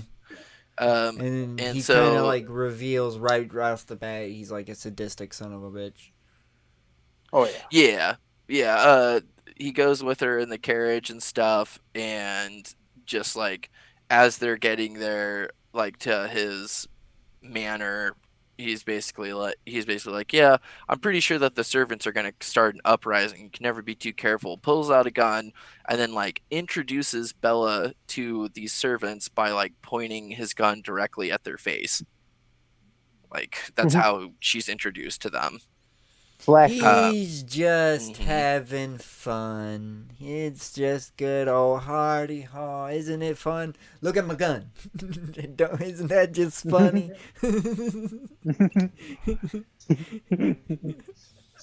And yeah, so he's super sadistic, and they like have dinner and stuff, and like it's like pretty awkward, but like Bella's asking him all these questions of like, oh well, why did I fall in love with you, and like all these things and stuff, and turns out that Victoria slash Bella was also very sadistic, because he was like, oh, we bonded over things like this, and he asked like one of the waitresses or like one of the servants. It was Allison You got the it. maid, played by Kelly Forsyth. Yes, I had that on my list. Right. Nice. But he calls her in, and then with like a giant thing of soup, and then only to like make the Doberman Rex like bark at her, and it spills hot soup all over her. And then he proceeds to say, "We'll have cheese when you can." Yeah, oh yeah. So what happens is I didn't understand that line whatsoever. I was like, that's not what that was. Soup. Was that cheese? Was that cheese soup? no, you're reading too much into that. But basically he tortures the servant essentially by making them spill hot soup all over them, and then tells her to like lighten up, and then that they will have cheese whenever she's like available to, basically requesting another task of his servant that he just like scared the shit out of with the dog and made her like spill hot liquid all over herself. And So not great. But Alfie Blessington is very convinced that he can, fix her memory, and basically tells her like, if you ever you know, you're pretty much imprisoned here because you're my wife and you're gonna do what I say, and if you try to leave, then I'll have to shoot you in the head. And she's like, oh well, which would you shoot, the front of the, or like which side of the head? And he was like, I'll shoot you in the back, obviously, because you would be running out of here. So I wouldn't shoot you. Wouldn't want to be too hasty unless you were actually trying to escape.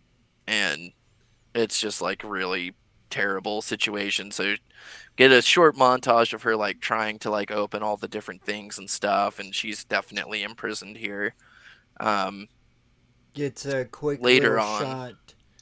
We get a quick little shot of her spying during this shot. That's when she finds out that about the general mutilation that they're gonna do. They're yeah, gonna remove yeah, her so genitals for some fucking reason. yeah, Female circumcision.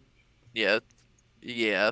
And the doctor even asks, is like, oh well, do you want just part of it or like the whole thing? And he's like, oh, just take the whole thing. Of of that. And because of that, and then she knows about this. He invites her like into this room and like offers her a martini or something, and she's like, nah, I don't want that. um and like she pretty much cuts to the point of like, I know what you're gonna do with that, so like, no, I'm not gonna take that. He's like, look, it'll be real easy. Like, I'm gonna have this genital mutilation performed on you, and then we're going to have sex, and I'm going to get you pregnant, and then like we're good. And she's like, Which nah, fuck.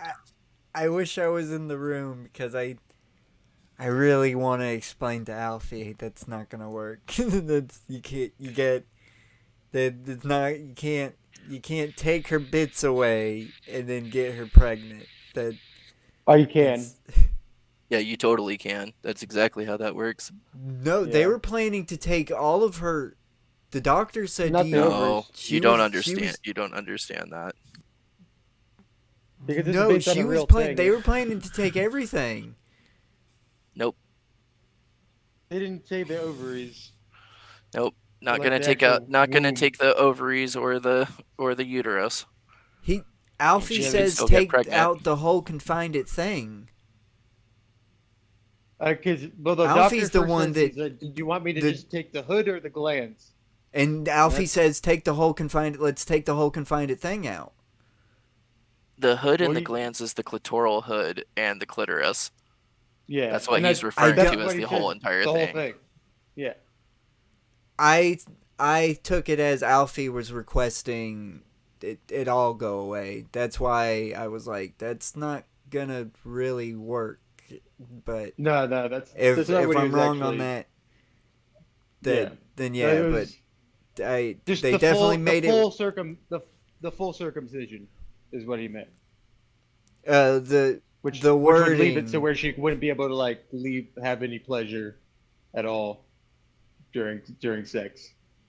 the wording it seemed like he wanted it all gone. Mm-hmm. Gotcha. So that was a Yeah. But yeah, that's not gonna happen. Like he still wants his wife to have a child. Yeah. Like that's definitely I- like what I he wouldn't wants. put it- He just doesn't want her to get any like joy or anything out of it. I mean, Yeah, this but guy's a it- complete moron, so I wouldn't put it behind him that let me take out my wife's vagina. So Yeah, I don't know, but that, I mean, he was planning on keeping all of those parts, the parts he can pleasure himself with, I think, and also get her pregnant by. I don't I couldn't tell you because of the, like I said, the wording. It made it sound like he wanted the doctor to take out everything, but Oh, I think Okay. it meant the whole vagina. just not like the actual uterus and like the inner part. The things that are made to use the baby, Yeah. which is a real thing. Yeah, it is. It is a thing. It's a thing that. Yeah, still I happens know, today. I know It happened. that I know genital mutilation's a thing. Yeah. But without going too much deeper into that stuff, basically, she doesn't drink the drink, like of course, and Toss it is in his there's like a face. struggle. Yeah, and there's a struggle. And Alfie like has the gun pointed down, and accidentally shoots himself in the foot. Bella grabs the gun while this is happening. I wanted to point out the line that he says. What was the line? It was like, the only thing you can, of course, that it ends with doing the only thing you can do with women, and that's pull a gun. Yeah. Oh, Yeah. He basically says like, why it always ends with me pointing a gun, like, yeah, because something that you could also hear from like Married with Family.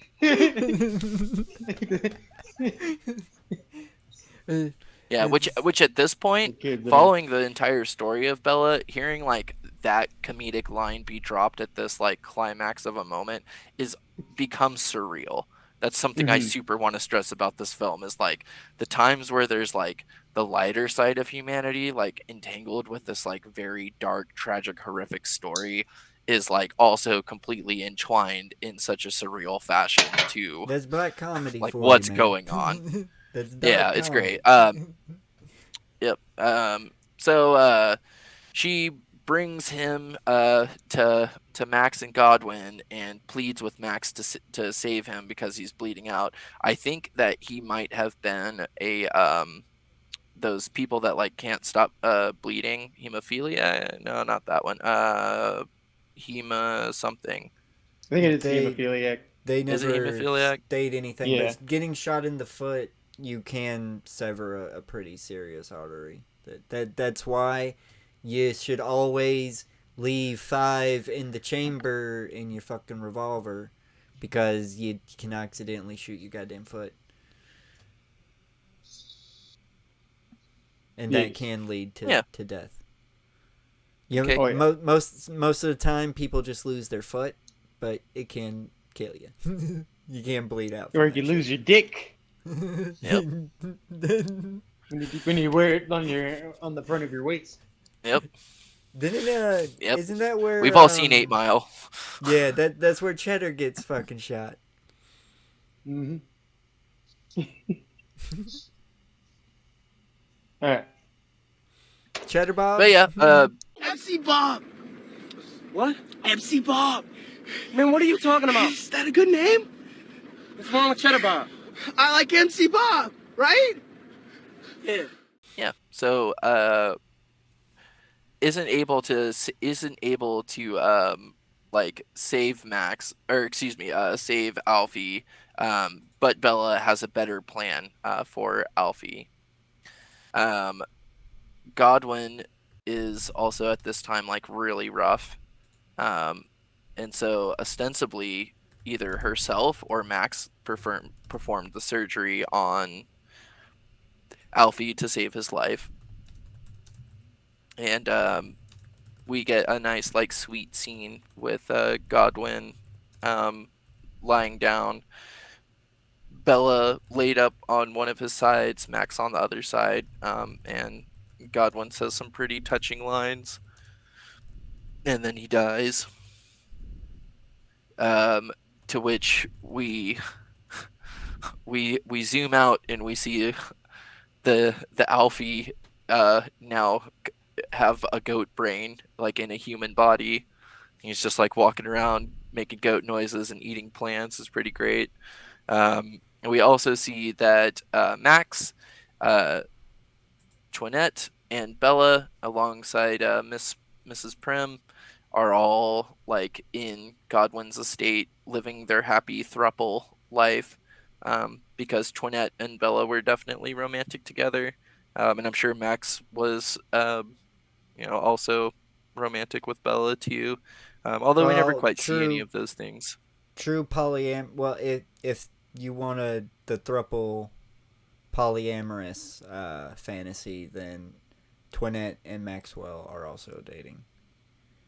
Because Yeah, a that's thruple fine. does not a thruple will not work if only two of the individuals are dating one another, and it's just like a third wheel attached to it. Okay. It's not gonna work. But yeah, and that's the film. Yeah. Oh, that's the plot.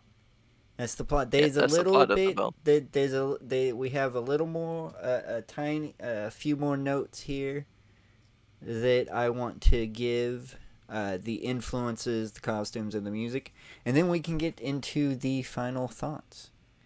If everybody is down for that. Yep. All right, so according to the cinematographer Robbie Ryan, Francesca Ford Coppola's Bram Stoker's Dracula served as the main source of inspiration to everybody making the picture, and the movie that was referred to more than most. Other films that served as general influences were Mitchell Powell and Emmerich Pressenberg's Black Narcissist, Frederick Felonies, and The Ship Sails On, and several films by Roy. Whoa. I'm gonna definitely have to cut that out. Wasn't me. I was muted. What, That Roy was, Anderson? yes, by Roy Anderson. He is a Swedish Good. film director. Okay. Was that the part you have to cut out? No, there was like a. You didn't. You didn't hear that? Oh, no, I didn't. I must have been the one making it. Yeah. Well, the live people heard that, but the people that are watching hear the recording are just gonna get a so they don't know what the. I heard it. I definitely heard it. But yeah, Okay. that apparently is the influences. According going to costumes, Lanthimos worked closely with costume designer Holly Waddington to reflect Bella's growth and development through her wardrobe, from the more puffy silhouettes of her childlike era to the nearly corset gown she wears at the film's climax. Stone further elaborated on Bella's growth reflected through her costumes, detailing how, in the beginning of the story, her dresses in more traditional clothing of the era, and following her transformation begins to dress herself in more bizarre clothes. Stone said, "I love the element of how would Bella put clothing together with the way her mind works at this point. At the end, there are these very military-looking dresses that look like nothing you've seen Bella wear. Things are much more form-fitting and constrained, but that's because she's come to a place where she's grown and decided who she is and what she's going to do. She's not assimilating necessarily, but there's just more structure there."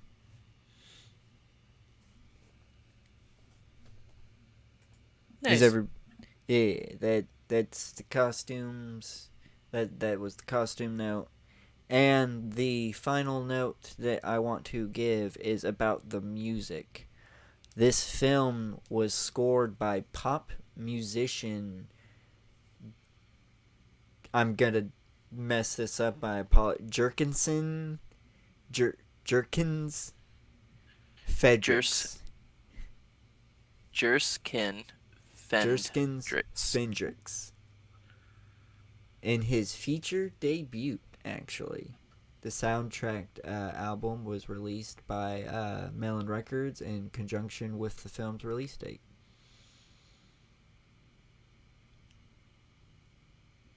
Yeah, Nice, that's the that's notes cool. that I had.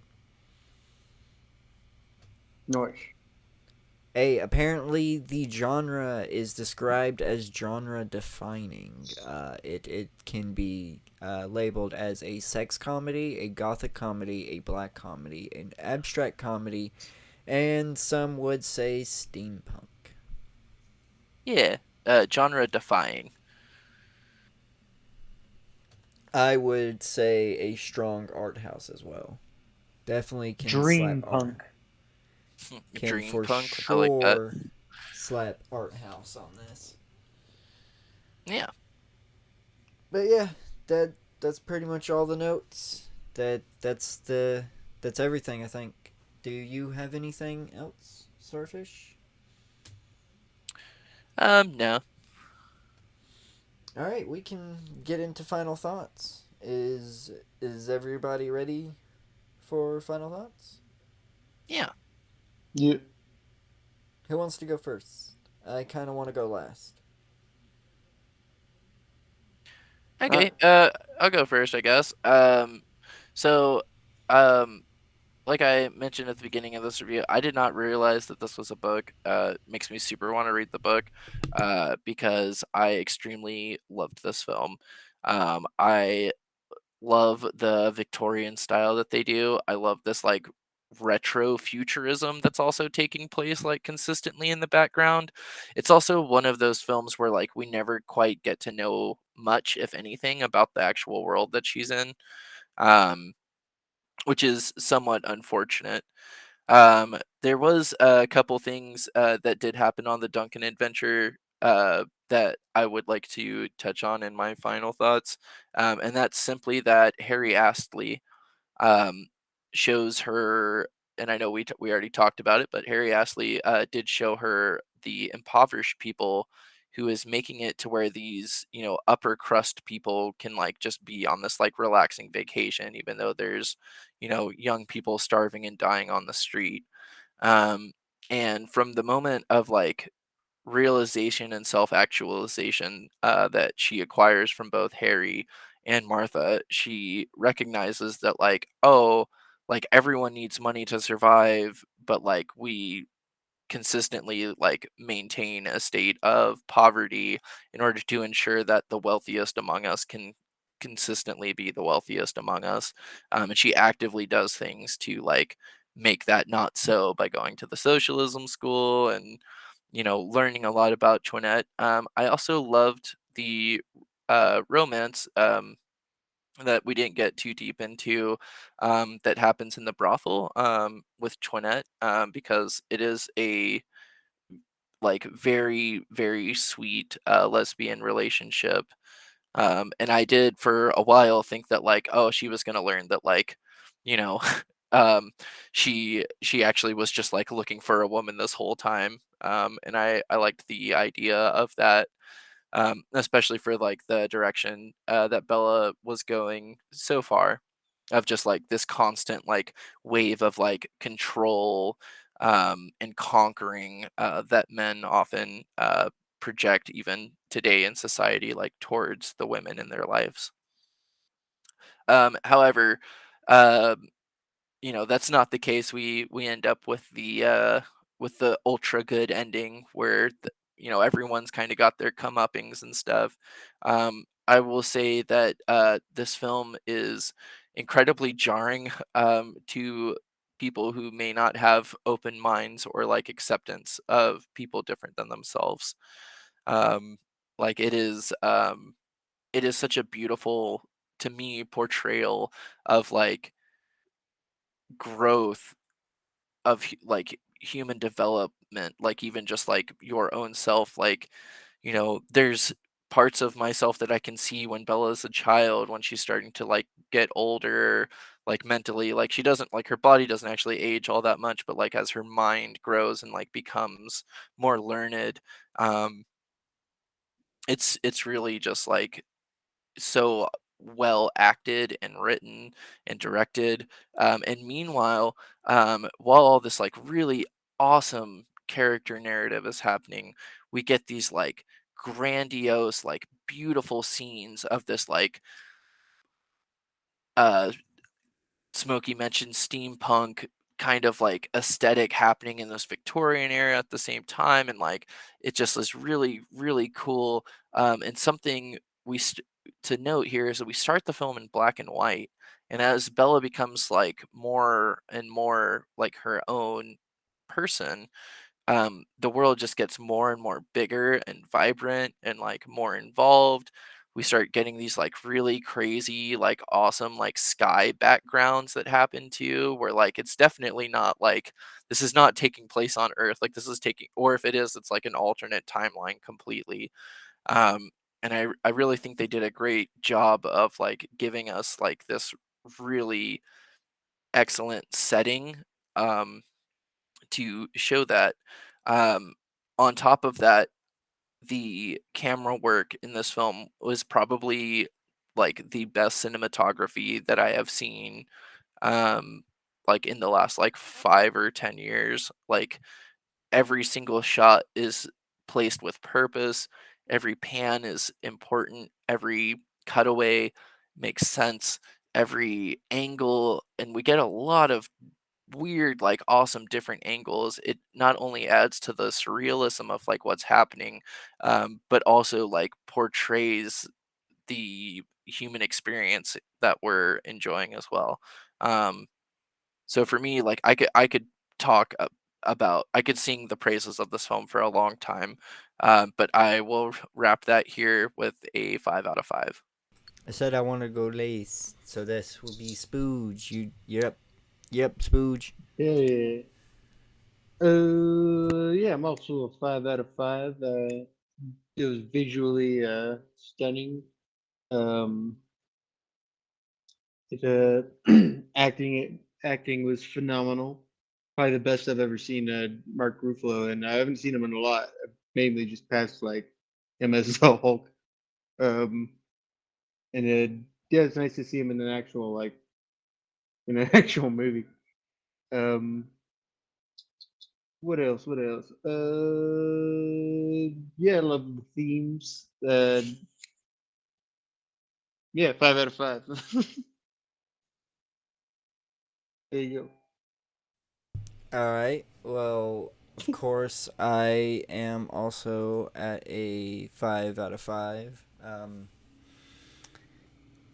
Pretty much what everything Starfish and the little things that Spooge said. I agree with pretty much everything. The what really got me is the set design. And the music, the set design and the music, just it all came together. I didn't care what story you gave me as long as it had this art that I was totally in for it. It was, yeah, and I would have to say 5 out of 5. I want to ask: is everybody agreeing that this could be a god tier?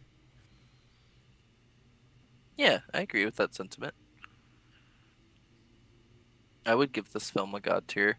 Like this is a film that like I would want to show all of the friends and people I knew in my early 20s to like enlighten them more. You know, like it is so impactful in the decisions and places that it takes you. Oh yeah, definitely got to. I will have to say before I do the god tier edit, um, there is going to be a question mark on this god tier rating for me at least. I that one scene, I it's again you you take it out, it's not gonna take away from the film, and it doesn't add it didn't add anything to the film. It doesn't take any way. It doesn't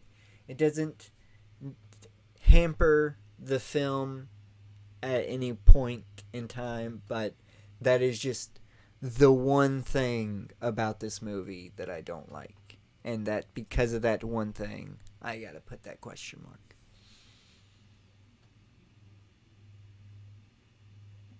Okay. Are you in agreement, Spooge? Do I have to do that for you as well?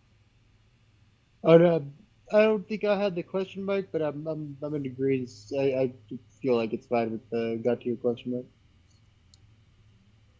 You're gonna put the question you're at God tier question mark? Yeah. Okay. Just making sure. Than a god am.